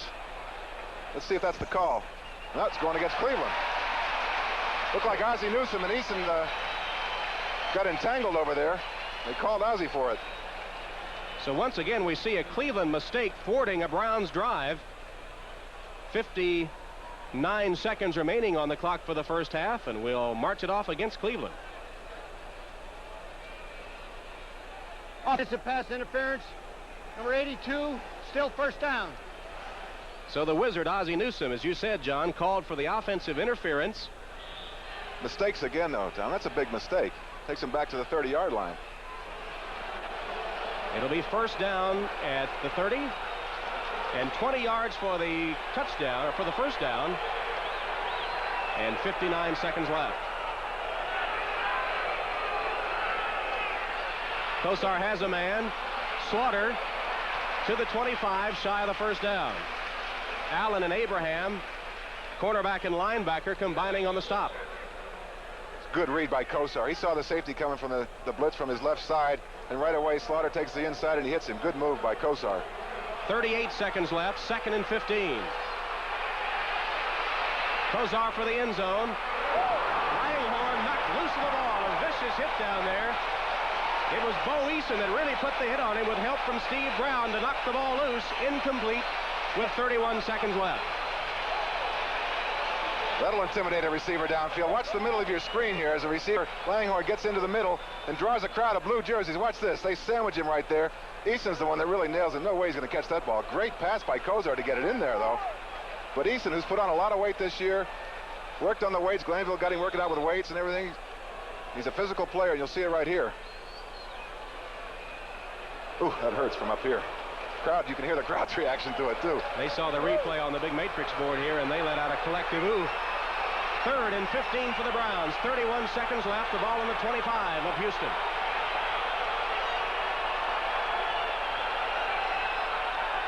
Everybody coming. Complete. Not enough for the first down. And Weathers hits Allen in the back with the football. They're pushing and shoving. Meanwhile, the clock ticks down under 20 seconds. It's getting a little feisty out there. Finally, Cleveland stops the clock with 16 seconds showing, taking their final timeout. And it will be a 4th down coming up for the Browns, and we expect Matt Barr will come in to try the field goal. Really impressed with Kosar. We talked about his mobility, but watch how he hangs in here. He knows he's going to get, he hangs right in there. He's looking for that receiver to free up over the middle. Look at the pressure he's getting. Look at everybody's coming. He knows he's going to get hit, and he still fires that ball downfield. That Webster Slaughter? Slaughter makes the reception, but not enough for the first down. And Allen twisted his foot. That's what got Slaughter a little upset, as he hits Allen in the back with a football. I don't blame him. Here's Matt Barr, had one field goal attempt against the Chicago Bears for 22 yards, and it was good. Last year, as you see, from this range, he hit all but one. I think that's just a little frustration on Allen's part. You know, he's single coverage over there when the blitz is on, and that can get to you after a while. Slaughter beat him to the inside, so when he made the tackle, he's got to do a little extra to let him know that he's there. Barr has hit 36 straight field goals, 30 yards or less on the road. That's only on the road for that stat. So he kicks very well on the road, and I would expect off artificial turf he's even more accurate than usual. It'll be a 35-yard attempt.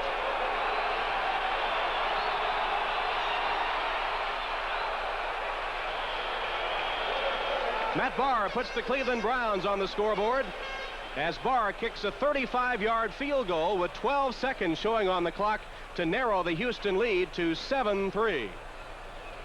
Nice job by Cleveland on the previous series, Tom. When Houston had the ball, Cleveland used the timeouts wisely, stopped Houston, forced them to punt. Cleveland got the ball with, what was it, a minute, 52 seconds, something like that left to go, with pretty good field position thanks to a nice run back by McNeil. Not only was it a good run back, but he got it out of bounds. And then Kosar really reacted well to the pressure, I thought. Nice drive by Bernie Kosar and the Cleveland Browns. They only get 3 out of it, but it was a good drive. And of course, a penalty, an offensive interference penalty, perhaps kept them from getting a touchdown. That's a as good the Browns point. continue to make mistakes that hurt them offensively. But they came back from it. At least they got 3 out of it, and that was important. 12 seconds left to go in the half, 7-3. Oilers out in front of the Browns. About as you might have expected. The boys are playing some defense today. Matt Barr will kick it off. Drury and Tasker are deep for the Oilers.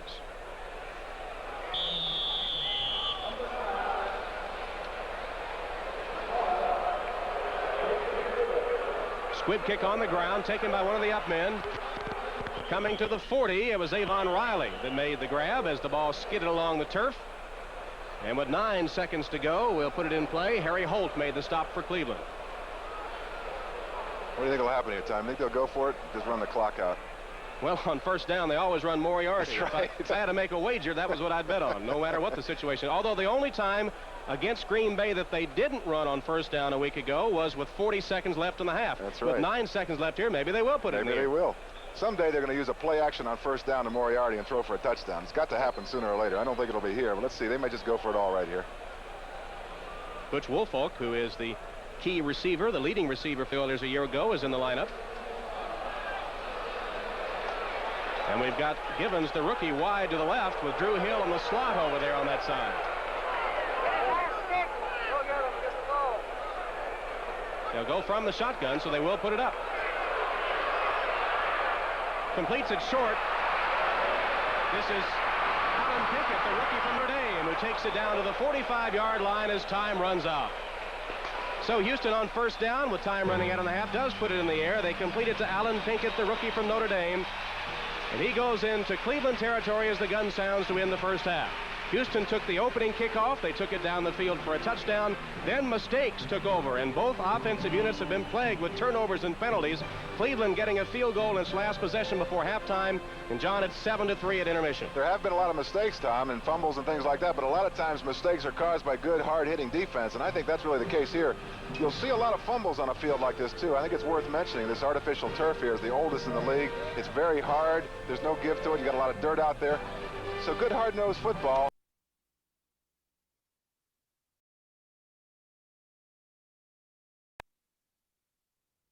Weiser will make a contribution to the United Way on behalf of today's MVP. Tom, I don't know whether either coach can change his philosophy at halftime. Neither one of them is very good at that. They tend to believe in staying with what the game plan was and just execute it, and everything's going to be fine. So they'll probably stay with a ground game. That's what supposedly has gotten both teams where they are. But I think sooner or later they're going to have to put the ball up. It'd be interesting to see whether they decide to do that or not. And our keys to the game, as we review them now at halftime, we said that Cleveland, in order to win the game, would have to protect Kosar against the Houston blitz. Well, they've done that. They just haven't thrown it very well. They haven't completed that many. No, they haven't run effectively without Mack. One of the reasons Cleveland is on short into the score, 7-3 as we start the second half. Houston's Lee Johnson kicks off. McNeil in his own end zone comes out to field it at the 3. Across the 20, the 30, and taken down at about the 30-yard line where the Browns will have a first down. Jeff Parks, a reserve tight end, playing on the special teams for the Oilers, streaking downfield to stop the little 5'7" McNeil. We said Houston, in order to win today, would have to be able to pressure Kosar, and also the Oilers would have to mix their offensive plays. How have they done? They mixed the offensive play selection on that first drive, but they seem to go back into their old habits after that. From the 29-yard line, first down for the Browns. Biner and Fontenot are the running backs. Biner set right behind Bernie Kosar. Fontenot is wide in a wide receiver spot. Biner hit and dropped behind line of scrimmage, back at about the 26. Frank Bush, the outside linebacker, coming strongly to make the stop. Good penetration by Frank Bush across the line of scrimmage. He's an outside linebacker, extremely quick. Normally the outside linebackers in the NFL today are a lot bigger than that. He's listed at 6'1", 228. Most of them go about 6'4", 6'5", 250. But you know what, Tom? I still think the best athletes on the field today in the National Football League today was outside linebackers. They've got to do a lot of things out there. They've got to be able to rush the passer, get back in coverage, and they've got to be fast, too. Loss of 2, second and 12 for the Browns.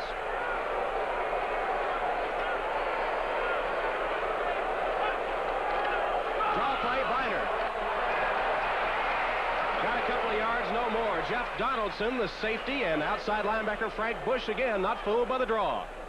Let's update you now on NFL scores. Here's the NBC 10-minute ticker. Look at Buddy Ryan's Eagle team leading the Bears in Chicago at halftime. Wouldn't you love to hear Buddy's quotes at halftime in there?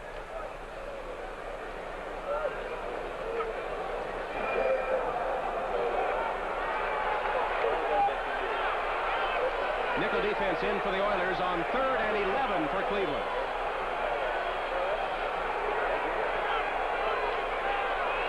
Kosar.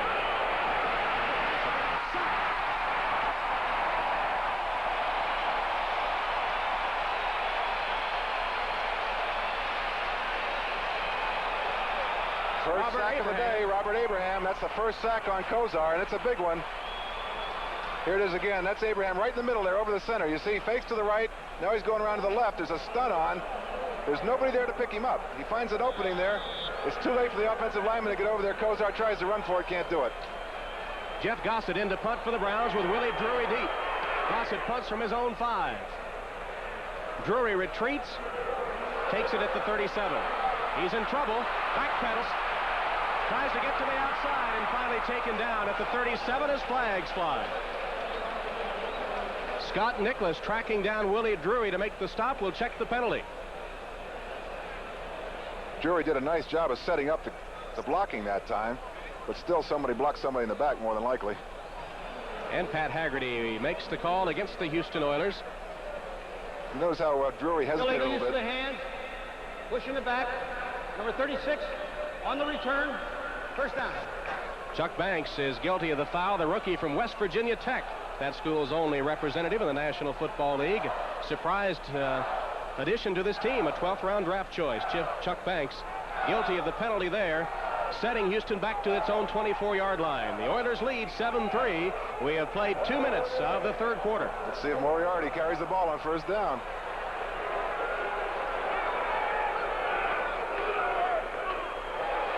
Instead, it's Mike Rozier. Maybe they should go back to Moriarty. They had some success with that. Nice play by Chip Banks. Banks, who admittedly was a little rusty a week ago, makes the stop here. Let's see if we'll see him. It's a little crossbuck. They fake it to Moriarty, and look at the inside linebacker goes for that fake. All of a sudden, they come back the other way. Good play by Chip Banks, though. He was the only one out there. Might have been a big play without him. He wasn't fooled at all by the fake to Moriarty, who had carried on virtually every first down for Houston, with only a couple of exceptions in the first 2 games. 2nd and 12. Complete to Rozier out of the backfield to the 25 and out of bounds. Hanford Dixon chases the former Heisman winner out of bounds after a short gain. All that tells you is excellent coverage downfield. Anytime Rozier catches that little pass out of there, there's nobody open downfield. It'll be 3rd down, 8 yards to go for the Houston Oilers. Today, Rozier has caught 4 passes for Jerry Glanville's team. There's Jerry over there, the man in black. He's taken the Oilers through an undefeated preseason and alone atop the AFC Central standings after whipping Green Bay a week ago. 3rd and 8.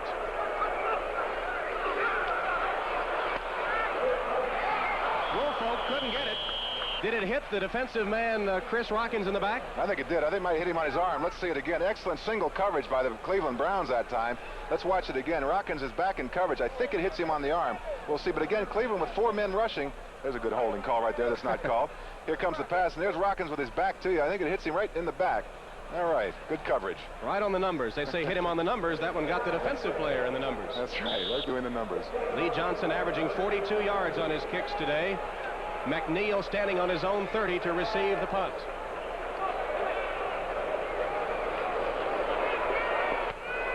Straight up and down. This will be a short one. Let's see where they mark it. It'll be a very short kick. Cleveland will have great field position. They'll try to mark off the angle and spot the ball, and they're going to spot it in Houston territory at about the 43-yard line of the Oilers. So Cleveland with great field position. When we come back, the Browns trail. In Houston, where the Oilers lead the Cleveland Browns 7-3 with 12 minutes 13 seconds to play in the third quarter. We've just seen an 18-yard punt off the bare foot of Lee Johnson of Houston, and Cleveland with a first down at the Oiler 44-yard line. And the Oilers have not given up a touchdown all season yet. Cleveland looking to go in here if they can get this drive going. Kosar to the air, complete to Fontenot, who is upset. At about the 43, maybe got a yard in the play. Steve Brown, the cornerback, who had 6 tackles a week ago, makes a good one here. Watch Robert Lyles, the outside linebacker. He comes in this time, gets cut right down. They throw it right over him. And here comes the alley-oop. Fontenot pays the price. Good shot. That's how you're supposed to tackle in the open field. Would you give him about a 9.6 on that dive? Well, they say there's no 10, but I might give him one on that one. At a yard, it is 2nd and 9 for the Cleveland Browns. Fontenot, the tailback. Biner is the fullback in the eye. Kosar in trouble, dumps it off incomplete. Intended for Fontenot. Robert Lyles applying the pressure on Kosar. At that time, the young quarterback, only 22 years old, didn't react too well. He just had too much pressure to find his receiver. Looked like he might have had a couple open. He had some open, but, you know, he still managed to get away from Lyles. Everybody says he hasn't got the mobility. I suppose there's 2 things a quarterback has to do. One, he got away from him, but he didn't complete the pass. You've got to do that, too. 5 defensive backs in for the Oilers as Cleveland faces a 3rd and 9 from the Oiler 43.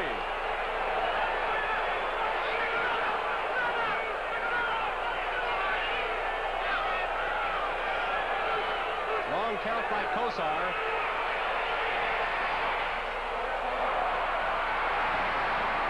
Incomplete. Intended for McNeil, and Patrick Allen, who had an interception a week ago, bats this one away. It'll be 4th down for Cleveland. Allen, the 3-year veteran out of Utah State, had 7 tackles and an interception against Green Bay. Good coverage that time, Excellent John. coverage by Allen, and Houston surprisingly did not blitz that time. Only 4 men rushed. Good protection for Kosar, but a nice play by Allen. Gossett will punt, standing back at about his 42-yard line on 4th down. Drury is deep for Houston. Gossett, a high kick, and it sails into the end zone untouched. It'll be a touchback, and Houston will have it on its own 20-yard line. We've got a timeout with 11 minutes and 13 seconds remaining in the third quarter. With the score, Houston 7, Cleveland 3. Hope you'll stay with us for baseball on NBC as we approach the World Series on NBC Sports. Right now, 2nd week of the NFL season, and the Houston Oilers appear to be for real. Their defense has yet to allow a touchdown. Jerry Glanville's got to be awfully proud of his defense in that series. That was an important series, stopping Cleveland after the short punt. Oilers take over at their 20 with a first down. Just over 11 minutes remaining in the third quarter. Houston up 7-3. Rozier gets to the outside. Cuts up for a gain of about 5 yards on the play.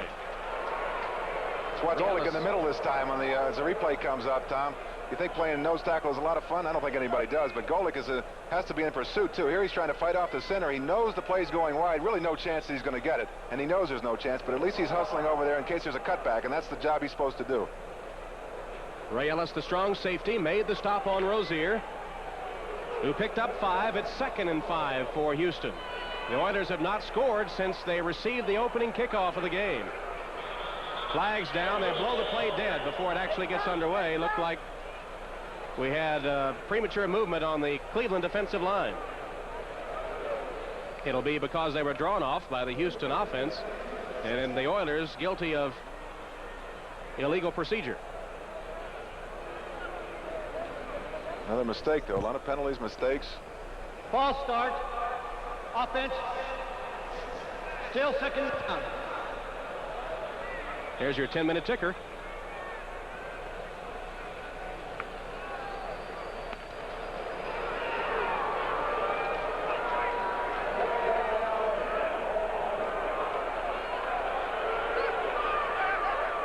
Again, we have premature movement. Let's see which way it goes this time as Reggie Camp came across the line. Was he drawn off? I don't know what's going on over there. Steinkulter is the right offensive tackle. Let's see if he's still moving. Maybe he is.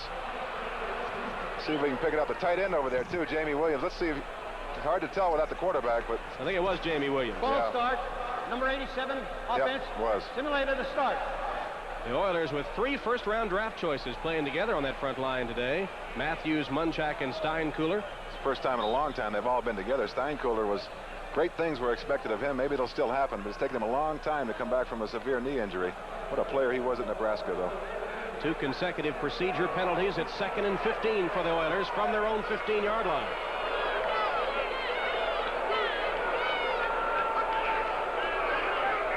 Moon to the air. Has a man.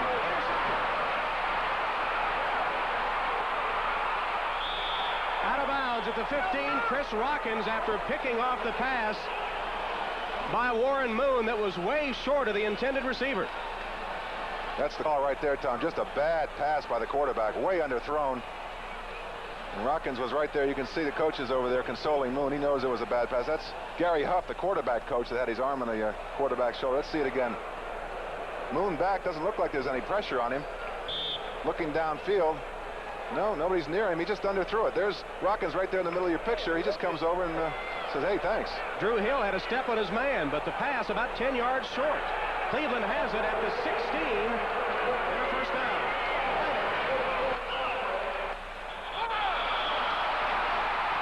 We've got a fumble. It's a late call. Let's see if they're going to... That's close. I think it's a good call. Cleveland will retain possession. John Grimsley made the stop. See if we can see it on the replay, John. Well, the ground can't cause a fumble. That's the rule. Binder to the right. Let's see what happens. This would have been a disaster for the Browns. That's a good call. He's down. So no fumble. That was Grimsley that tried to corral it. But the Browns have it 2nd and 7 from the Oiler 13.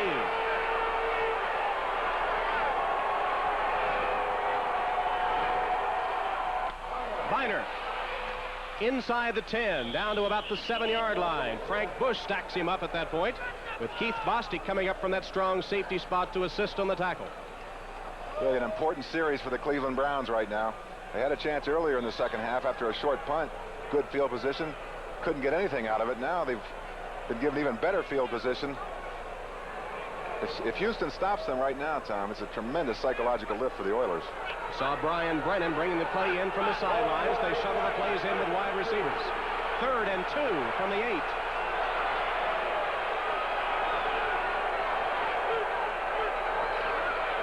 Biner. Stop. Back at about the 12-yard line.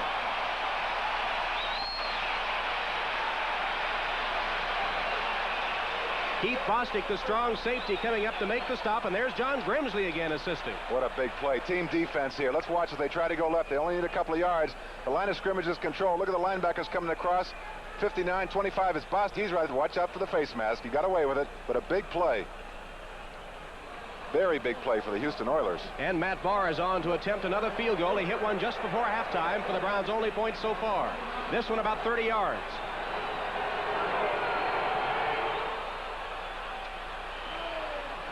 And it's good. Once again, the Houston defense holds Cleveland out of the end zone, and the Browns settle for the field goal to pull within 1. We've got a timeout, 8:59, third quarter. Oilers by a point. Cleveland gets another field goal after the interception.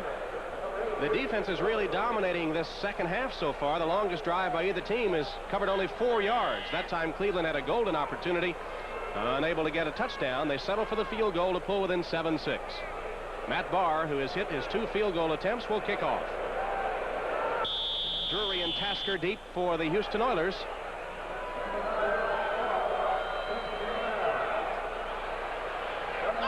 This will be Drury in the end zone. 2 yards deep, he'll come out. Evades a tackler at the 10 and taken down at the 15-yard line. Not a good decision. Herman Fontenot made the tackle on Drury, who makes it only to the 15. He made that decision on his own. Somebody's got to go back in there and help him out. Here comes Moon after that last interception. Gave Cleveland 3 points. Let's see if he can recover from that. 10 of 15 for 128. But 2 interceptions. That's the big one right there. Let's pause now briefly for station identification. This is the NBC television network. WKYC TV3, Cleveland. Tom Hammond and John Morris at the Astrodome. Houston leading Cleveland 7-6. 8:49 to play third quarter. First down for the Astros. And again, Larry Moriarty gets the call up the middle for a couple of yards as the boos ring out from the Astrodome on the predictable Oiler play. Well, being an old center, I kind of like the action in the middle. Let's see if the fans like it too. That's Golick in the middle against Romano, Jim Romano, the Houston center. That's what he does for a living. There's Moriarty. He's carried 11 times for only 30 yards. Most of those on first down for Houston. The Oilers have gained a total of 213 yards today to 148 for the Browns. Right now it's 2nd and 7 for Warren Moon and company. Intercepted again. And then fumble out of bounds. It'll go to Cleveland. Outside linebacker Clay Matthews picked off the Moon pass. Glanville wants the fumble. He won't get it. Cleveland has the ball. I think he wants the fumble. He also wants roughing the passer. It looks like Bob Golick took a pretty good shot on the quarterback. Here's Moon back to pass. His third interception of the day, and he seems to be doing it in his own territory all the time. Play action fake. Watch Golick coming around the left of your screen there. He's going to level the quarterback. There it is right there. And again, he throws it right to Clay Matthews. No chance. Matthews looks like he's looking for somebody else to run the ball. Now he's trying to find the sideline. There's the fumble. Last touch by Cleveland, but another big turnover. Clay Matthews with the interception. His brother Bruce, of course, is a Houston offensive tackle. And Matthews gives Cleveland again a golden opportunity. The Oiler defense will be frustrated if they keep seeing the offense turn it over to Cleveland. Here's Biner. Stacked up and stopped for a loss on the play. Doug Smith, the nose tackle. Patrick Allen, the quarterback, coming up strong against the run to stop him for a loss of 1. Talked about enthusiasm on defense. Boy, these guys are playing with enthusiasm, and particularly the cornerbacks. That's Patrick Allen, a little cornerback, 5'10". Several times he's been across the line of scrimmage to make a play. How much longer can Houston That's right. continue to defense Cleveland in these deep in your own territory situations? 2nd and 12. They give him a loss of 2 on the play.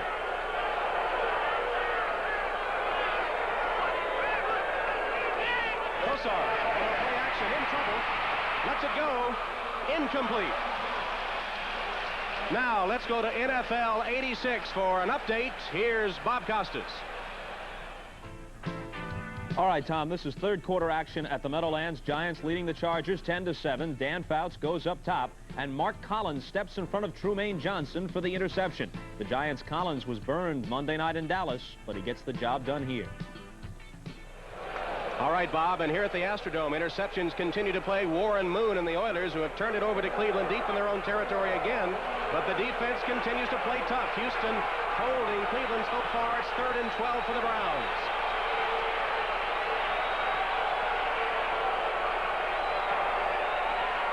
Kosar lets it go against the blitz, incomplete. Slaughter, it hits the turf, and once again, the Houston Oilers have held Cleveland out of the end zone. Here's our 10-minute ticker.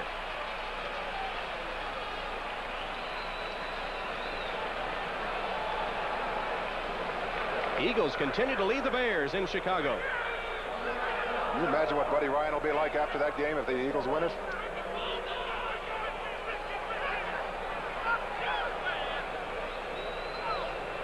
Matt Barr in again on 4th down to attempt a field goal for the Browns. Bernie Kosar has hit on 8 of 18 under the Houston pressure today for 99 yards. This one will be a 45-yard attempt to give Cleveland the lead.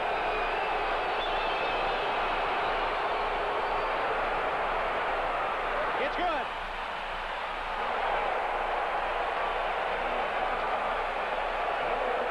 Matt Barr from 45 yards puts Cleveland on top for the first time today. 7 minutes, 11 seconds left in the third quarter. Cleveland takes the lead.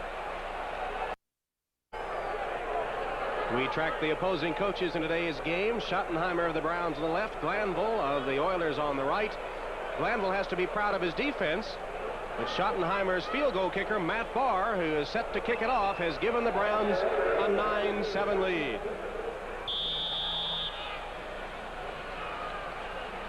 During Tasker set to receive the kick by Barr. Short kick taken by Tasker. Steve Tasker brings it across the 25 to the 26-yard line. Herman Fontenot with his 2nd consecutive tackle on the special teams for the Cleveland Browns. Warren Moon has struggled. He has thrown 2 interceptions that have led to Cleveland field goals and really sort of unforced errors. That's right. He's got to pull himself together and get his team back together again. Got to build that confidence factor back up. Let's see if Moon can recover from this. This is an important series for them. Well, he was inconsistent last year after passing for a lot of yardage in his first year in the NFL. Set an Oiler record that first year, but inconsistency has plagued him since. Keep it on the ground to Rozier. Cuts up.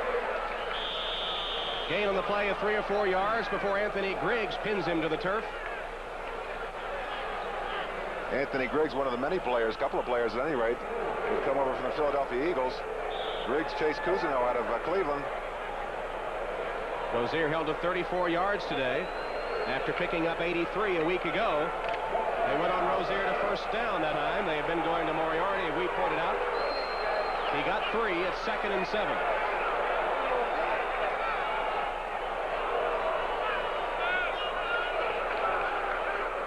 Pitch again to Rozier across the 30 to the 32. Sam Clancy, who's done a good job at one of those defensive ends, especially after the injury to Carl Hairston, gets credit for the stop. Clancy, 3-year veteran out of Pittsburgh. Clancy, of course, interesting story, the leading rebounder in Pittsburgh basketball history. Played basketball, but not football as a college player. Isn't that an amazing story? He was drafted in the 3rd round by the Phoenix Suns. Came out, didn't make it, obviously. Tried to play some football. They say he's getting better. Worked on his strength. 3rd and 4 for the Oilers. Moon is in the shotgun.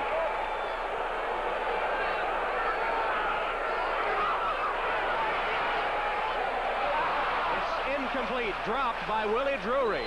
Drury had the reception. It appeared for the first down. It just bounced off his hands. Well, that's a big mistake. Another mistake, too, because they had the first down. They'd gone back, Houston had gone back to doing what they had done well. Moon looks a little disappointed as he goes out to the side. You can see him running the out. Good pass to the outside. Took his eye off it. See that? Looked upfield right before the ball got there. Big mistake. Had a step on Mark Harper, but just couldn't catch the football. So Lee Johnson is in to punt. Last time he attempted a punt, it went 18 yards. Let's see what happens here. McNeil is deep for the Cleveland Browns. There's the barefoot punter Johnson, averaging 34 on 3 kicks today.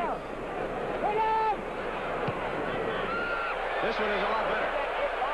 McNeil at the 27. Can't evade that first man, and he's taken down back at about the Cleveland 25-yard line. Jeff Donaldson, the superb special teams player, making the stop. And again, our 10-minute tick of the Bears have come from 3 down to take a 7-3 lead over the Eagles in the 3rd quarter. Cincinnati continues to lead.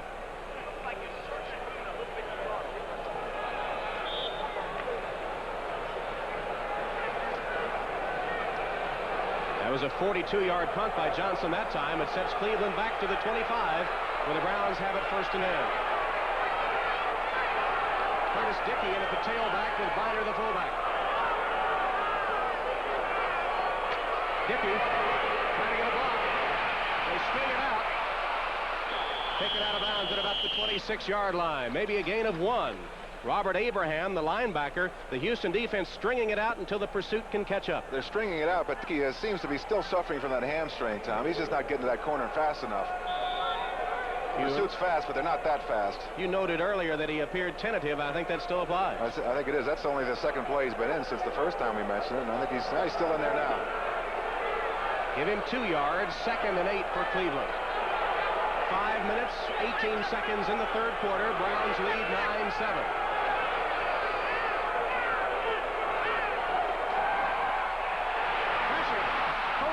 Sacked. Frank Bush came flying on the blitz, and Kosar never had a chance. Nobody blocked Bush, makes it easy. I think that was a read for Kosar. If that linebacker comes, he's got to get rid of the ball. He got there so fast, though. Kosar had no chance. We'll see it again. Come from your right side of your screen there. Kosar's back. I think Bush will get there just as fast as Kosar does. Watch that. Whoa, here he comes. Kosar managed to avoid the hit. He ducked under Bush, but it'll go in the books as the 2nd sack of the afternoon for the Houston defense. 3rd down and 16 yards to go for the Browns. Nickel defense for the Oilers.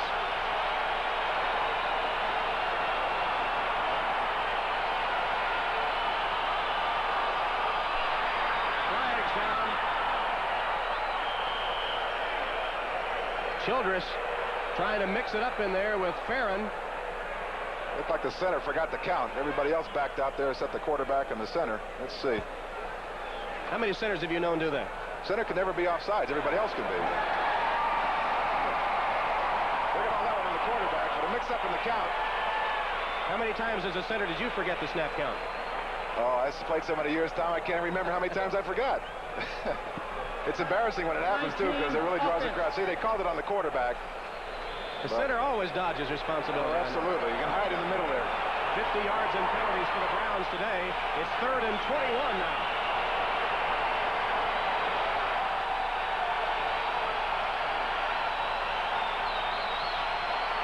Kosar. That'll be way over the intended receiver's head. Weathers was streaking downfield. Keith Bostic was there. He was the closest man to the football as Kosar just let it fly. And the Browns will have to punt from deep in their own territory. Kosar looked unsure of himself. Almost like he didn't have the snap count on this one. We don't see it, but he gets back in there. He really doesn't look sure of himself at all. It almost looks like he's just throwing it down as far as he can. Gossett will punt from his own end zone. Averaged 43 so far today. Drury draws a beat on it at about the 40. Fumble.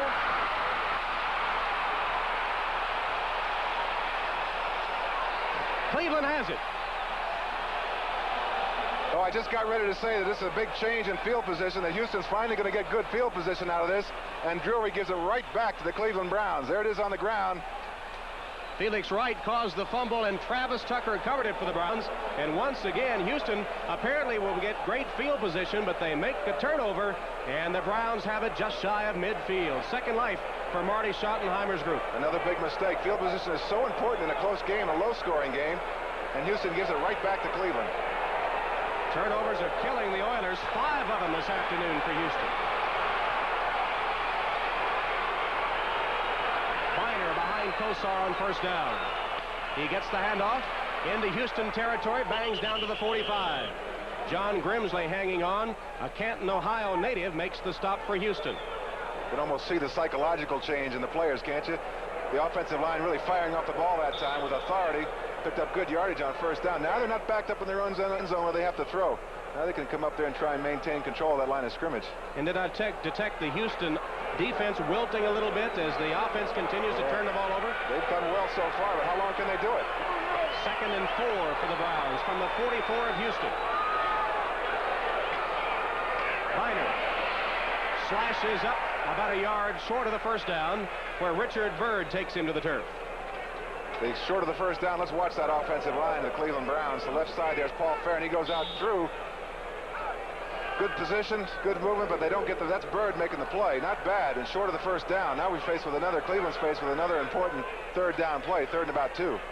3rd and 2 for Bernie Kosar and company. The clock ticks down toward the 3-minute mark in the 3rd quarter, with Cleveland leading by 2.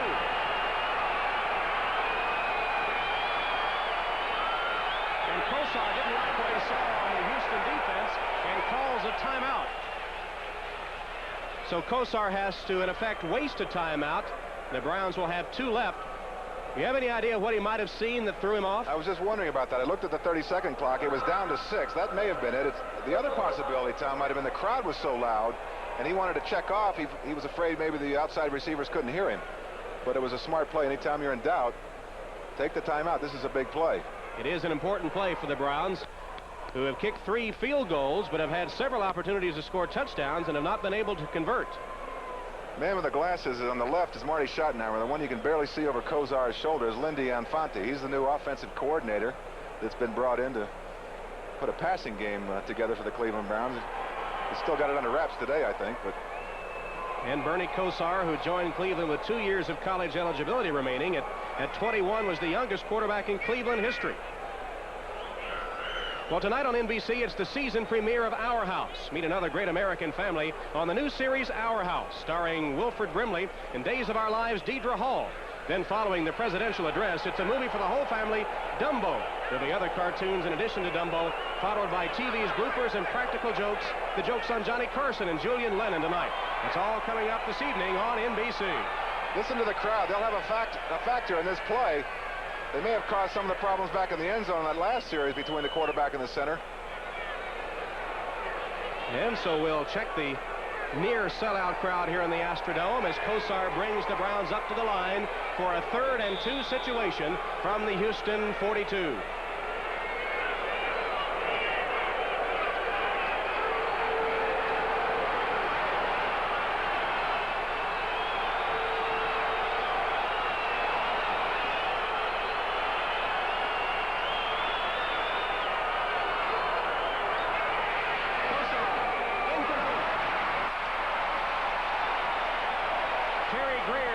Slant in for the first down. They misconnect, and it'll be 4th down. Good pass. He just dropped it. Critical drop by Terry Greer. You'll see it as Kosar looks over there. It's the short out. Quick inside slant. Hit him right in the hands, and he dropped it. Here's Jeff Gossett in for the Browns to punt on 4th down. Inside 3 minutes to play in the 3rd quarter with the Browns leading the Oilers 9-7.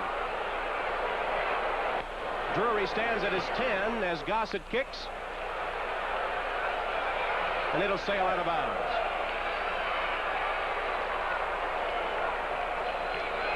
Jeff Gossett, the punter, had it sail out of bounds. They'll try to line it up and get a spot on it. There's Bernie Kosar. The young quarterback has had his problems here in the second half, as has his Oiler counterpart, Warren Moon. Well, 1 for 7 isn't going to make it to the Pro Bowl, and he's not even going to win this game.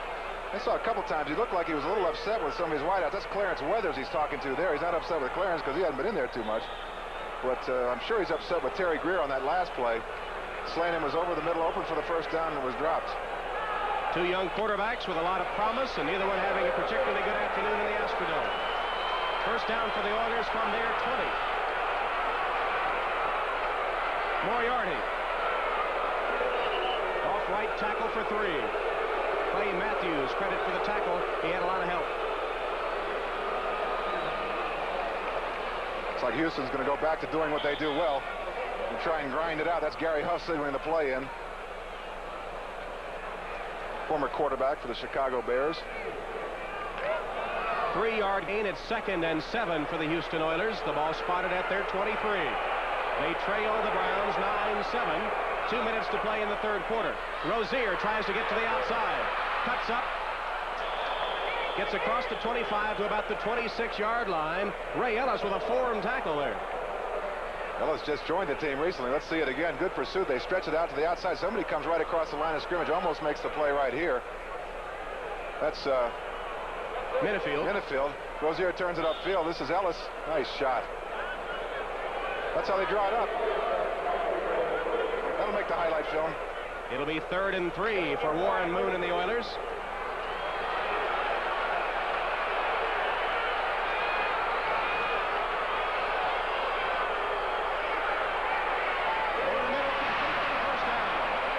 Mike Rozier makes the first down reception, then survives a tough hit from Hanford Dixon, and Rozier with some cobwebs after that stop. That'll take a couple of plays to clear his head after that one. Hanford Dixon came up and really leveled him. He got the first down, but he's going to pay for it. Cleveland might have knocked the wind out of him, and Dixon really blasted him after Rozier caught it and held on to it. They talk about it being a physical game in football. Watch this one. You think it's worth all this money that Rozier's getting? Catches the ball, turns around. Hello. Cleveland secondary, known for their physical play. Rozier is still down. I know that hurts. It's like he might have got it right in the ribs. Just as we saw a season ago from the Oilers, the most dangerous pass receivers today for Houston have been the backs, Rozier and Woolfolk. Well, Jerry Glanville doesn't want to do that. He wants to throw the ball downfield. They've tried it today, and they've thrown it downfield. The only problem is Moon's been throwing it to the Cleveland Browns, so they've gone back to throwing it to the backs here. While they tend to Rozier, we'll check our 10-minute ticker. Things are righting themselves in Chicago. Good one in New York.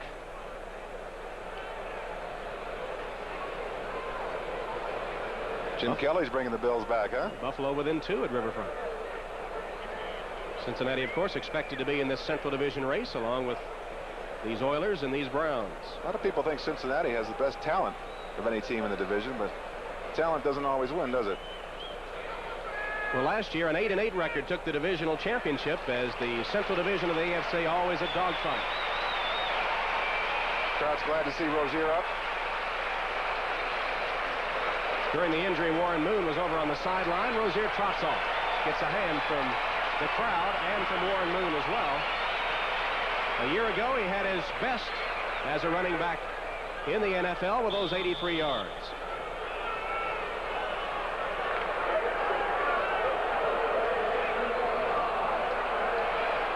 From the 31, a Houston first down. Flags fly. Illegal procedure against the Oilers.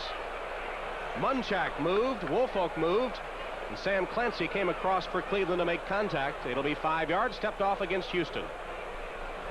False start, number 63, offense. That's Mike Munchak. That's just a lack of concentration when an offensive lineman does that. Munchak's had a good game. He's got credit for the first touchdown. He's a 5-year veteran from Penn State, a first-round draft choice back in 1982. So another mistake by the Houston offense. It's 1st and 15 with less than a minute to play in the third quarter. Moon in trouble. He'll run. Slides down at the 32, just about the original line of scrimmage. Maybe lost a yard or two. Eddie Johnson there to make sure Brown was down, or make sure Moon was down. That's good containment on Moon that time. I think it was Reggie Camp that flushed him out of the pocket as Jerry Glanville looks over. He said, I don't want my quarterback running the ball. Protect him, please. Look at him looking around and say, what's going on out there? But the Cleveland Browns contained Moon once he got out of the pocket. Didn't let him to the outside. 2nd and 9 for Houston now. The clock shows less than 20 seconds to play in the quarter. Moon is paid for 22 yards today.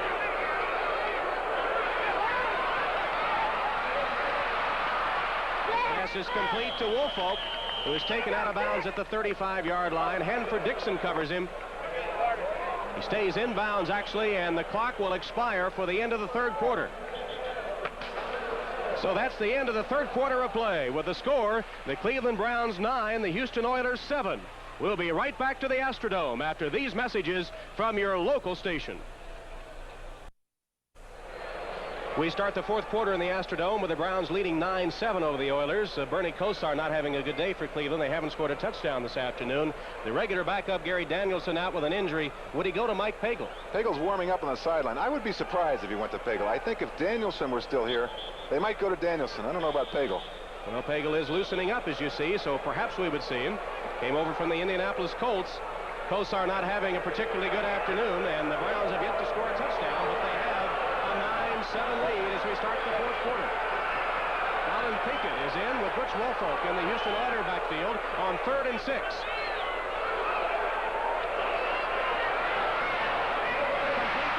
For the first down at the 45-yard line. There's Butch Woolfolk once again making a crucial reception. Crucial is right over the middle on first down. Woolfolk, the leading receiver for the Oilers last year. Here it is again out of the shotgun. Good protection. Moon does a nice job when he's got the protection. Put time to throw. He's looking at Woolfolk all the way right at you. Across the middle. Nice catch. Right at second base. Chris Rockins takes him down, but not until the Oilers rack up a first down. There's Butch Woolfolk on the sideline, leading receiver with 80 catches a year ago.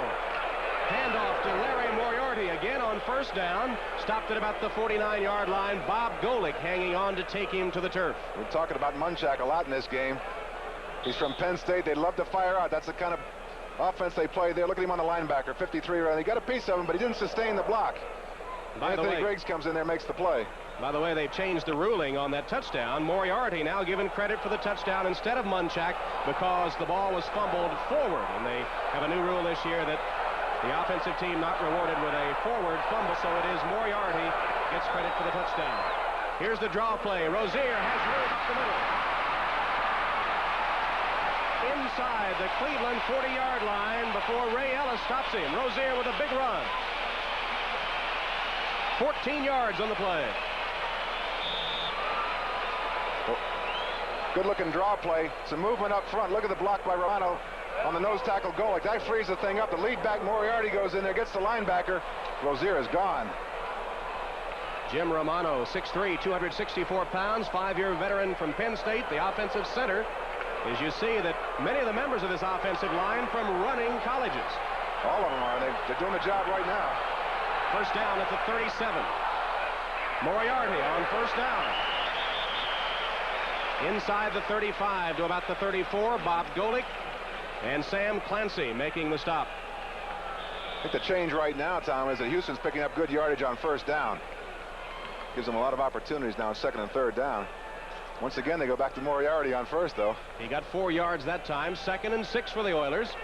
The ball spotted at the Cleveland 33-yard line.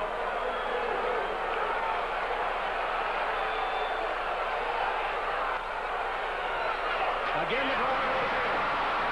Tries to get outside, takes it down to about the 27-yard line. Frank Minifield, the quarterback, makes the tackle. Excellent individual effort by Rozier, because Larry Moriarty, his lead back, missed the block on the linebacker, and Rozier avoided it anyway.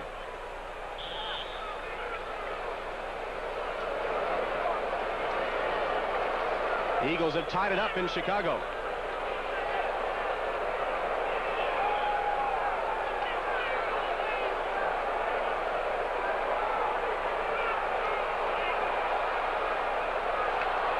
Third and 1 for the Houston Oilers at the Cleveland 28-yard line. Cleveland with a 9-7 lead, 11:44 to play in the game. Moriarty. They get the first down. Let's watch Jim Romano, though. Goes right behind him, the center. Looks like he might have made a nice takedown on this one. Again, he gets away with it. Here it is. It's got to be movement on this line. It's short. There's Romano on your left. See him jumping on Golick? Well, he didn't wrap his hands around him, so gets away with it. But every one of the Cleveland defensive linemen on the ground. That's why they got the first down. Golick sort of went under Romano. Romano just dived on top. Romano did a nice job to avoid the holding, I thought. First down for the Oilers, 25-yard line of Cleveland. Here's movement offsides against the Oilers. There's another crucial mistake. It'll set them back to 1st and 15. Larry Moriarty was in their play, and he is the man that's been getting it on first down. Start. And several of the players took... Start. 74 is Bruce Matthews. I think that's who they called it on. But again, after making a big play, Houston turns around and makes a big mistake. Jerry Glanville's got to be upset about this. Well, he's going to complain to the official that maybe, well, I don't know what he's going to complain about. You got to put a little mention in there anyway. Let them know that you're on the sidelines. Quite a contrast in Glanville to Hugh Campbell, who took everything very stoically on the Houston sideline when he was the head coach. 1st and 15 from the 30. Moon across the middle. Ernest Givens, the rookie from Louisville, makes the reception and stopped by another former University of Louisville player, Frank Minifield. Excellent catch by Givens. And he's hurt a little bit on that one. Managed to hang on to it despite a tremendous hit downfield. Moon got hit too. Let's see if we can see Moon as he releases the ball. It's a sign of a good quarterback. Hangs right in there, knows he's going to get hit. See, you saw it right there. Givens goes up for it. Minifield right underneath. Ooh, that's dangerous. Givens held on. Nice catch.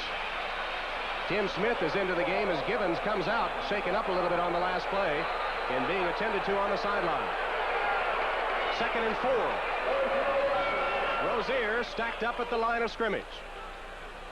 Reggie Camp at the bottom of the stack with Bob Golick on that front defensive line for the Browns. It's like the Oilers are just trying to hang on to get 3. Givens still receiving attention on the Oilers sideline. Let's hope that's not serious, because I think Givens got the potential to be one of the top receivers in the league. That's an exciting young rookie. 2nd-round draft choice. Actually, in effect, he's their 1st-round pick since Everett, the quarterback, hasn't signed yet. 3rd and 3 for the Oilers from the Cleveland 18. They trail by 2. Moon under pressure. Intended for Butch Woolfolk out of the backfield. Clay Matthews defending Woolfolk as Moon received pressure, and the pass incomplete. Another bad pass by Moon. Here's Butch Woolfolk lined up in the slot. He's going to have Clay Matthews on him. There's Matthews holding him a little bit, but he's got position. If he keeps it to the sideline, you see the ball thrown behind him. Matthews didn't know where the ball was. If they had kept that out to the sideline, he might have had it. Zendejas is in to attempt the field goal with Lee Johnson, the holder. It'll be a 35-yard attempt. This could give Houston the lead.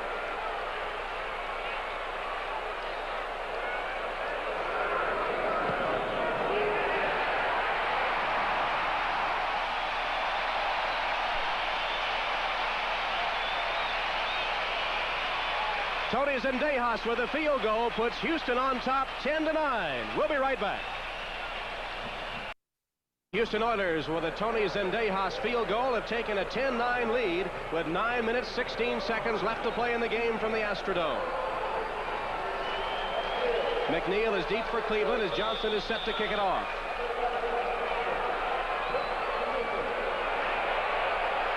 McNeil about 6 yards deep. He won't come out of there. Good kick by Johnson. And speaking of kicks, Tony Zendejas on that last field goal attempt, he knew he had it all the way. Watch his reaction. This is for the lead. He's the first one to know when it's good. No doubt. Don't blame him for being happy, Tony. 35 yards out for the lead. Bernie Kosar is the quarterback for the Cleveland Browns, who have it at their own 20-yard line, trailing now 10-9.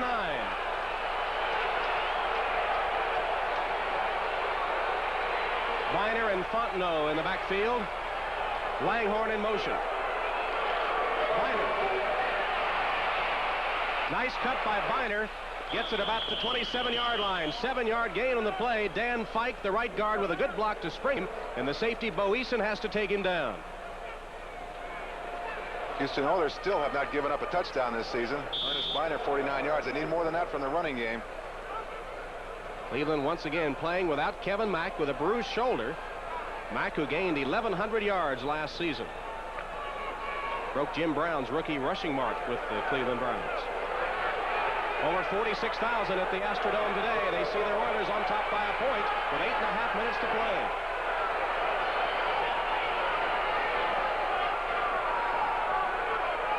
Motion from Weathers. Biner lined up in the tailback spot that time. Flags down as he carries straight ahead. Well, you know what that means. It's going to cost you Cleveland. Holding call against the Browns. Once again, the offensive team makes a mistake. We've seen both units do it continuously today. Cleveland just looks totally out of sync. You can see Marty. He's probably thinking the same thing. What in the world is going on out there? They've just never got anything going. The offense just seems to be pick and choose. No continuity. Here comes the call. Holding. Well, Pat Haggerty's microphone is cutting in and out. We didn't hear who the penalty was called against, but the Browns continue to be hurt by the penalty. How much is the absence of Mack hurting the continuity of that Cleveland offense? It seems to be hurting a lot. I didn't think it would when the game started, but it seems to be hurting them a lot. 2nd and 13 for the Browns.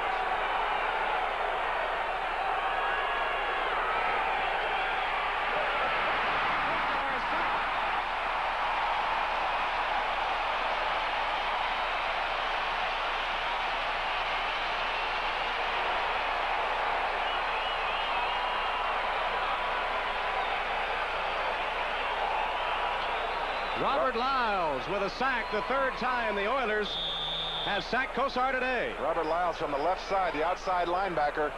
And Kosar just doesn't seem to know where they're coming from next. They've been all over. Here he comes. You can see him out there. Biner misses him. Not a very good job by Biner at all. His quarterback pays the price. Kevin Mack frustrated, no doubt, on the Cleveland sideline as he sees the Browns offense continue to have problems.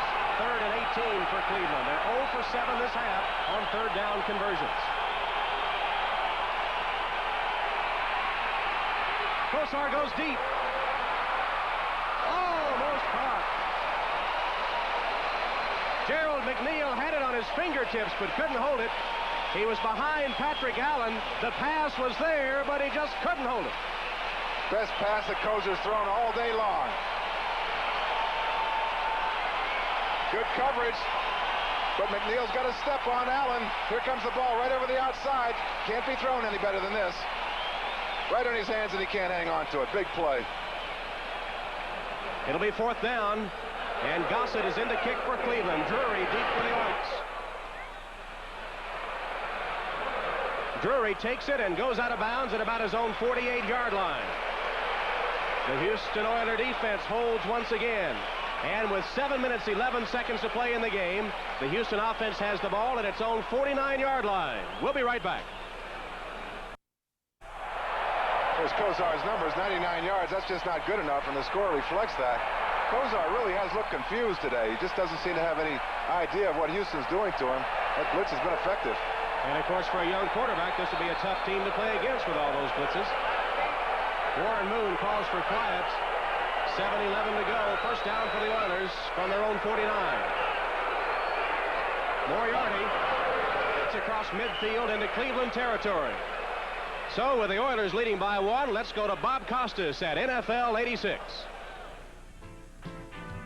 Tom, watch this play in the fourth quarter at RFK in Washington. Jay Schrader goes deep. Clint Didier's got it. And before Mike Haynes hauls him down from behind, he's gained 59 yards. First and goal, Redskins. George Rogers scores a moment later. Skins 10, Raiders 6 minutes left in the fourth.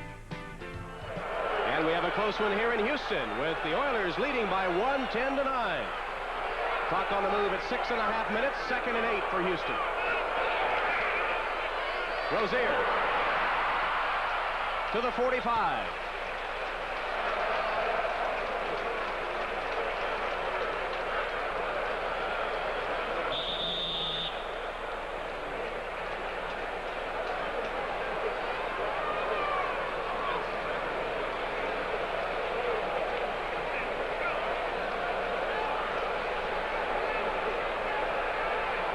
Third and 3 coming up for the Houston Oilers. A veteran Brad Van Pelt on the last stop for the Cleveland Browns from the Cleveland 44. The Oilers need 3 for the first down. Play action fake. Moriarty takes it inside the Cleveland 30 for an Oiler first down. Second time today that play's been successful. That was a big one. Moon on the fake, rolled out to the right. He's got everybody on the left side. See, the guard pulls, all the action goes that way, and so do the Cleveland Browns.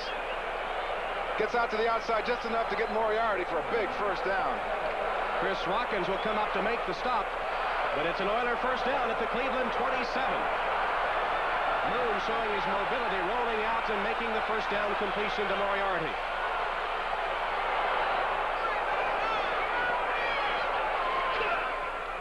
Rozier hit and dropped back at about the 29-yard line. Eddie Johnson right in Rozier's face as the former Heisman winner took the handoff. What a play by Eddie Johnson. Larry Moriarty, pretty good running back, but he's got a block once in a while, too.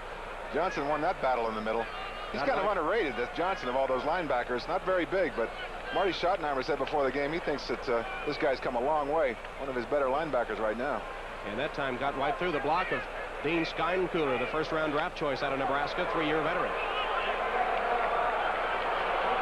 Second down, 9 yards to go. The ball at the 26 of Cleveland.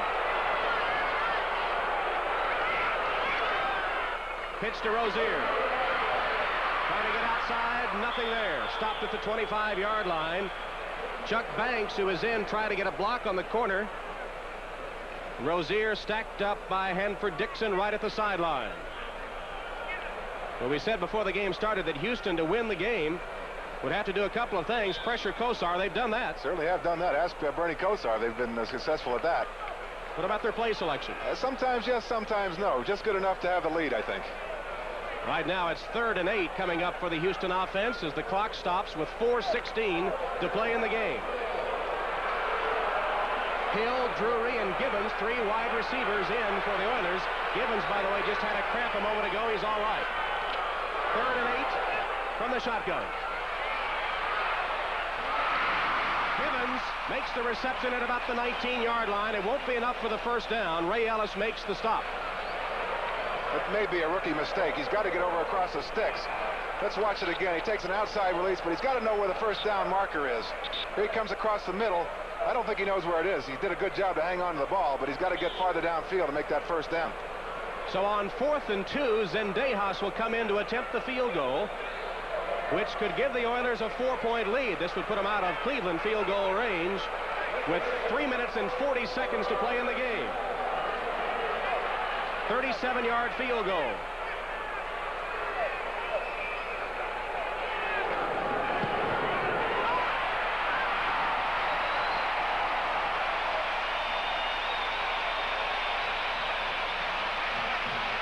Jerry Glanville leads the cheers for Tony Zendejas on the sideline as the Oilers move in front by 4. Tom Hammond and John Morris, the Astrodome, 3:26 to play. Houston now leading Cleveland 13-9 after the field goal by Zendejas. Lee Johnson will kick it off for the Houston Oilers.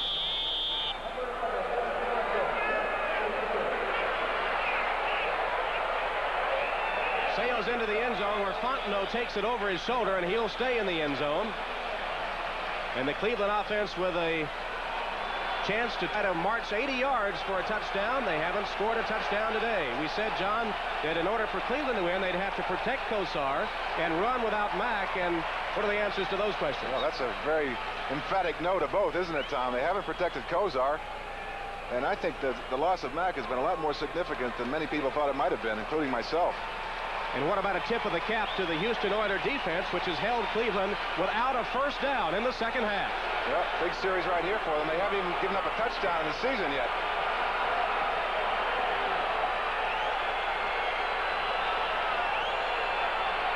Long count by Kosar. He'll pass. In trouble. The fly, almost intercepted.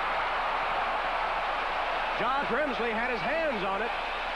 And the 3-year veteran out of Kentucky couldn't hold on, but knocked it incomplete, intended for Ozzie Newsome, as Abraham puts the pressure on Kosar. Kosar, again, they say he's not very mobile.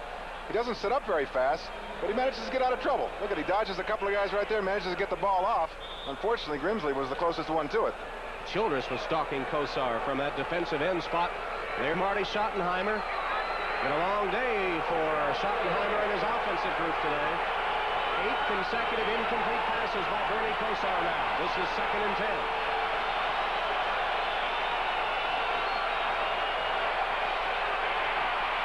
Pressure again. He got rid of it. First down, Cleveland. Greer makes the reception across the middle. Doug Smith pounded Kosar to the turf, but he got rid of it. Good job by Kosar. I think it's Doug Smith that gets him. The blitz is on. Biner picks up the safety on the outside. You can see him at the top of your screen. But here comes the nose tackle. He really puts a lick on Kosar. Credit Bernie Kosar, though. He hung in there. Oh, that hurts. Look at that. And delivered it for a Cleveland first down. Their initial first down of the second half. Cleveland at its own 33-yard line. Clock shows 2.5 minutes to play. Houston leads 13-9. Again, Kosar in trouble. He'll run. Out of bounds at about the 45-yard line. We saw Bernie Kosar scramble that time after he eluded one tackler deep in his own territory. Probably the longest run that he's made in a long time. You see Marty Schottenheimer over the sideline saying, it can't possibly take you this long to get here. Hurry up, will you? Get out of bounds. Well, he did.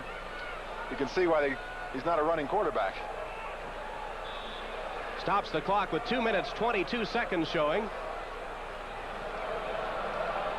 The gain by Kosar, good enough for another first down. That's the first and 10. That's the important thing.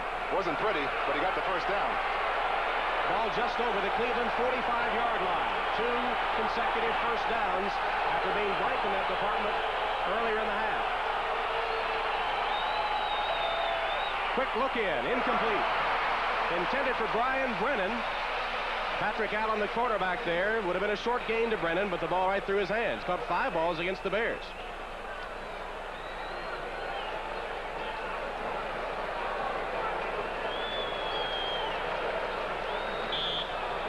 Cincinnati Bengals about to lose at home unless they can come back from a 10-point deficit. Kelly's putting some points on the board for Buffalo, isn't he? Oiler and Brown fans, of course, with an eye on the Bengals, who seem to be getting off to their traditional slow start. 2nd and 10 for the Browns. Kosar with time. Touchdown.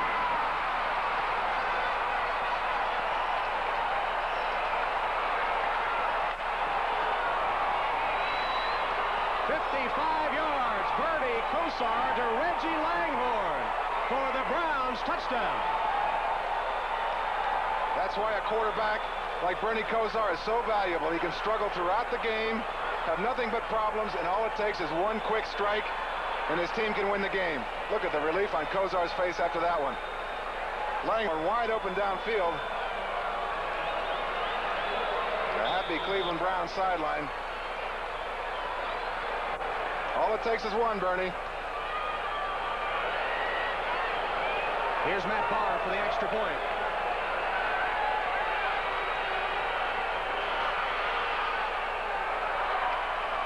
And Barr's X-point attempt is good.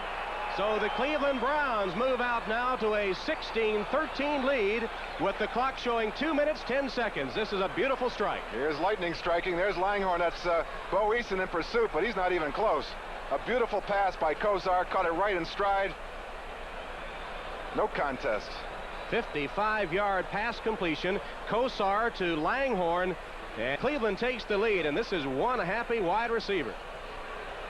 That's Clarence Weathers. I didn't know he could get up that high. Isn't that amazing?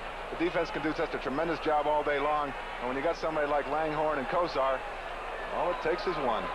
First touchdown the Oiler defense has allowed in the 1986 season. It's a costly one. Good cost in the game. 2 minutes and 10 seconds left. There you see the drive by the Browns. Covered only 5 plays and 1:16 on the clock. 80 yards for the score. 55-yard pass. Kozar to Langhorne. 2 minutes, 10 seconds left as the Browns get set to kick it to the Oilers. Now the pressure shifts to Warren Moon, the Oiler quarterback, who also has not had a particularly productive day. Well, the way the Oilers like to run the ball, they've got a problem because they haven't got time to do that now. 2 minutes and 10 seconds. Jerry over there just telling Moon to keep your composure. There's still plenty of time. Here's Barr set to kick. Pinkett joins Drury deep for Houston. Short kick. Bounces. Scramble for it. Loose ball. Cleveland's got it.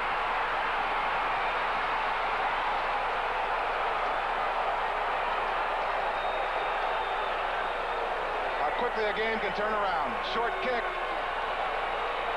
The bounce goes Cleveland's way. Jerry Glanville just can't believe what's happened to his team. Here's the replay. Watch it. It'll be a loose ball now. It'll bounce around, and I think D.D. Hoggart is the man that'll fall on it for the Browns. The Houston man back there kind of loses his balance, almost like he got caught up in the, can't make out the number who that is. Got caught up on that AstroTurf, but you got to come up and make that play. You got to come up and get the ball. Don't let it hit the ground. Big turnover, obviously. D.D. Hoggart is the man that has it for Cleveland, and the Browns are in business. 2 minutes, 2 seconds on the clock. First down at the Houston 20. Well, I'm sure Marty Schottenheimer will settle for a couple of time-consuming running plays, and let's get an easy field goal. Having said that, they'll probably go for the touchdown right now. Browns with a 3-point lead, 16-13. Langhorne in motion. They'll keep it on the ground to Biner. Cuts back against the grain and takes it to the 15-yard line. Richard Bird makes a saving tackle as Biner cut back and took it to the Oiler 15, a 5-yard gain. We'll take a timeout for the 2-minute warning. Cleveland leads. With 1:57 to play, Cleveland holds a 16-13 lead on the Houston Oilers, and they have the ball down in Houston territory. They'll spot it at the 15-yard line with a 2nd and 5 coming up for Cleveland. And as you said, John, how quickly the game turns around. As long as I've been around this game, Tom, it constantly surprises me. It looked like Houston had this one under control, at least. Kozar looking confused. The Cleveland Browns just not looking like they knew what they were doing. Houston's defense dominating. Wham, 2 plays. And of course they had Cleveland backed up all the way down to the Brown 20-yard line, but Bernie Kosar led this team 80 yards with that 55-yard strike to Reggie Langhorne, getting the Browns into the end zone and upping his stats on the day to 10 of 25, 167 yards, and that touchdown to Langhorne. Those aren't very impressive stats for a quarterback, but a quarterback gets paid for winning, and he came up with a big play. It looks like he's going to win the game for his team. And of course the Browns bidding for some insurance here. 16-13 is the Cleveland lead.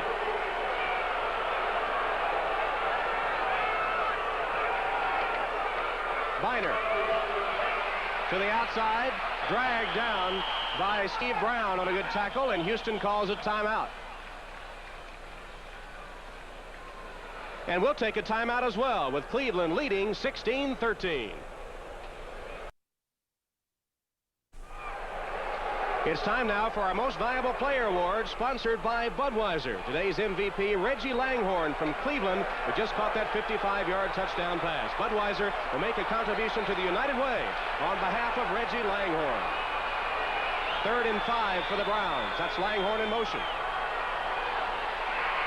Kosar being chased. Lobs it complete to Biner. Takes it out of bounds at the 2. Once again, Bernie Kosar can't roll out, he can't run. He's not very pretty, but he makes a big play that just about wins this game. Here it is again. He's going to roll out. They say he can't run. Puts a good move right there on the safety. Fooled him a little bit. Got a man open, throwing on the run. That's Biner down there looking for that goal line. Doesn't get it, but more importantly, he got the first down, and now Cleveland doesn't have to settle for a field goal that would only give them a 6-point lead. At the 2-yard line of Houston, Cleveland has a 1st and goal with 1:44 showing on the clock. And the books show a 16-13 lead for Cleveland at the moment. The Browns threatening.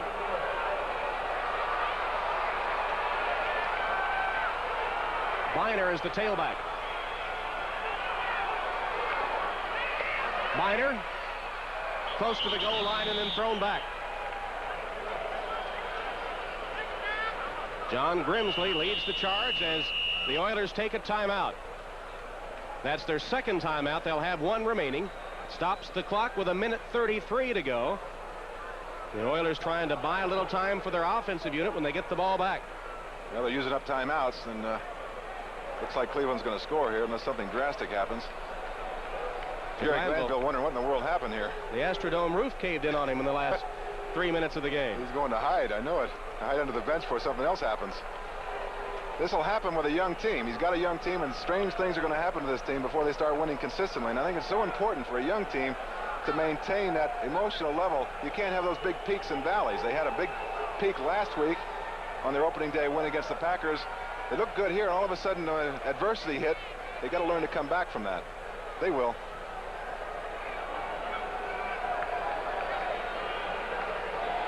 And here at the Astrodome, we're down to the final 1:33 as Bernie Kosar comes back out onto the field.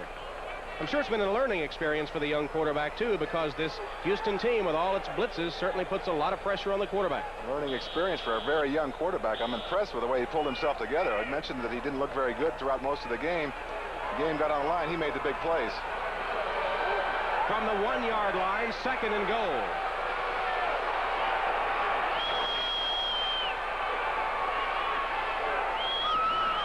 Flags down. Biner crosses the goal line for the touchdown.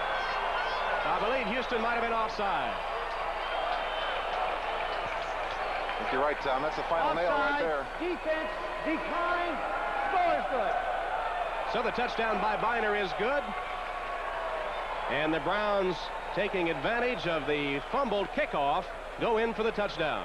Good movement by the offensive line. No way they're going to be stopped on this play. They know this is the ball game. Good job by Biner to get in there. Just picked his way through, didn't he? He did, yeah. Not a power back, not like Mack, but he picked his way through there and got it. Well, Oiler mistakes led to their demise today, as Matt Barr will try to add the extra point.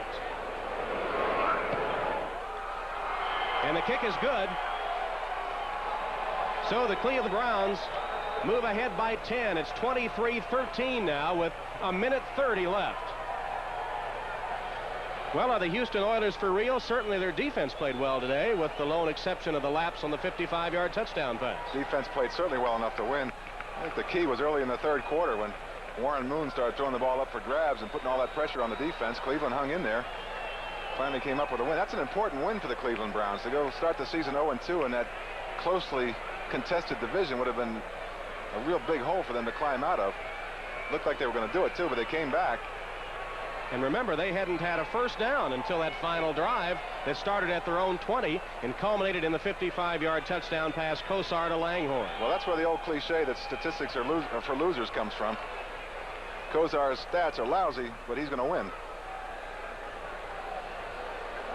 Cleveland on the verge of beating Houston for the 5th straight time, unless the Oilers can pull it out in the final 1:30.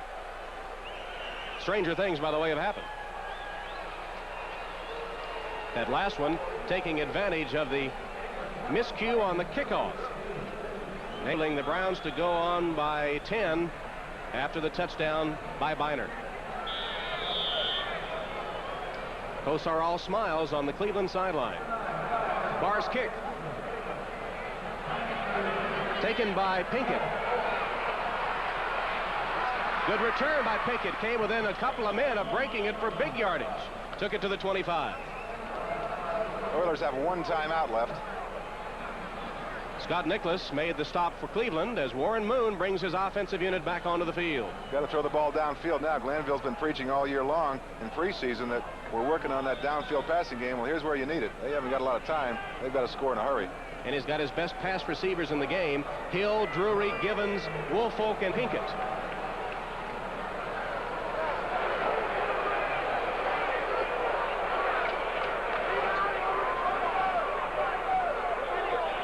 Flags down. Looked like Moon wasn't expecting the snap. And again, a foul up with the center and quarterback. Start. 70. Well, the offensive lineman moved a little bit too soon. Dean Steinkühler, I think they called it on. So, 5-yard penalty against the Houston Oilers. Little things like that, I've heard them all day long. You know, it may not seem like a big mistake, but here you are, trying to do something to get back into this game. You're all pumped up. You're out there for the first play, and then an offensive lineman jumps off sides, and all the wind goes out of your sails. See the clock on your screen there showing 1:24 as Jerry Glanville paces the sideline. His young team undefeated in preseason, a winner at Green Bay a week ago, but now trailing by 10 in 1:24 to play. 1st and 15 from the 21. Complete the pass. Pinkett goes out of bounds about a yard short of the first down. Brad Van Pelt, 14-year veteran from Michigan State, forces the play at the sideline. I'm surprised that the Raiders let him go, weren't you, Tom? He's still got a few years left. Well, obviously Marty Schottenheimer thought so. Al Davis doesn't make very many mistakes there, though, does he? He hasn't in the past. You'd have to say that the Raiders, one of the most successful franchises, as Frank DeFord mentioned during our halftime feature on NFL 86. 2nd and 1, but more importantly, 1:17 showing on the clock. Moon across the middle. They set up a middle screen to Woolfolk. Angling for the sideline. Beautiful tackle at the 35-yard line. Minifield took his feet out from under him, kept him in bounds to keep the clock running. Now less than a minute to play. 3rd down. Whistles blow. Flags down. They're an awful time with that snap count, aren't they? False start, number 63, offense. Well, at least they're spreading it around. That time it was Munchak. You know, the Oilers ran that middle screen a couple of plays ago, and Woolfolk didn't stay with it. If you're going to run it, you got to stay behind those 4 men in front of you. He went to the sidelines. Obviously, he's trying to stop the clock, but he might have gotten some more yardage had he stayed with that middle screen. Had 4 blockers in front and tried to go by himself toward the sideline, and Minifield with a great tackle. Was. Minifield and Hanford Dixon living up to their reputations on those corners. That's the 7th false start penalty against Houston today. That's incredible.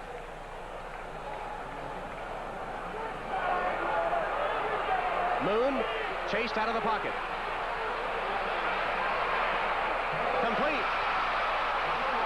Was he inbounds? It'll be a Houston first down. Complete pass to Willie Drury. Rockins knocked him out of bounds. Right on the sideline in front of the Cleveland bench. Close, the official right on it called it. Cleveland stunning in there. You can see them trying to get it to quarterback, but good protection. Moon now scrambling out of the pocket. He's a lot faster getting out of there than Kosar is, isn't he? Now here it comes down to the sideline. Let's see if he's in bounds.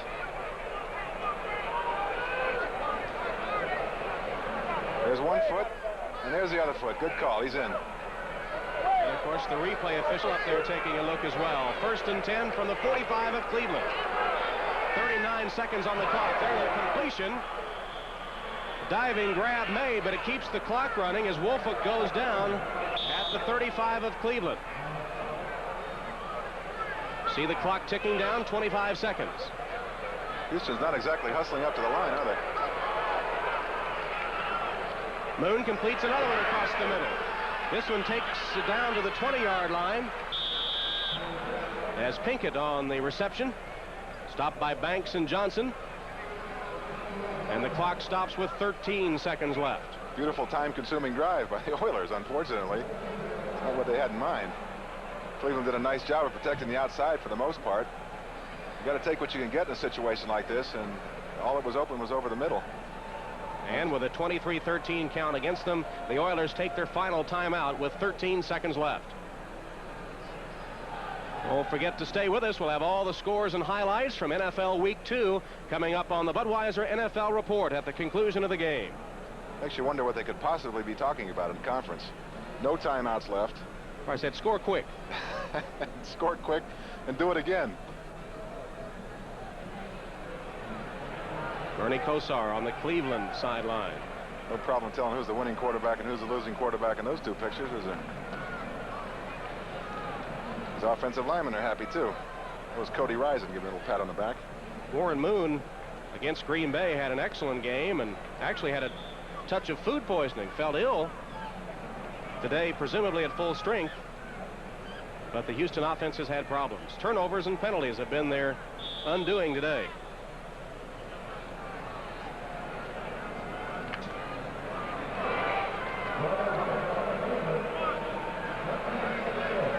At the Cleveland 20, a first down for Houston. That's the time remaining. For the end zone, Wilcox, touchdown.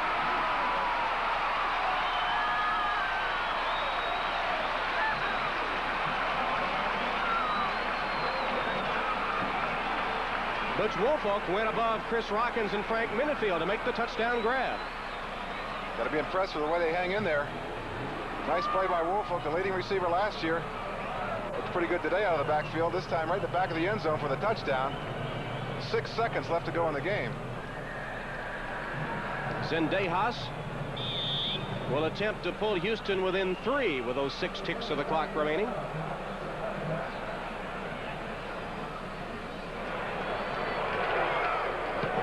And he's got it.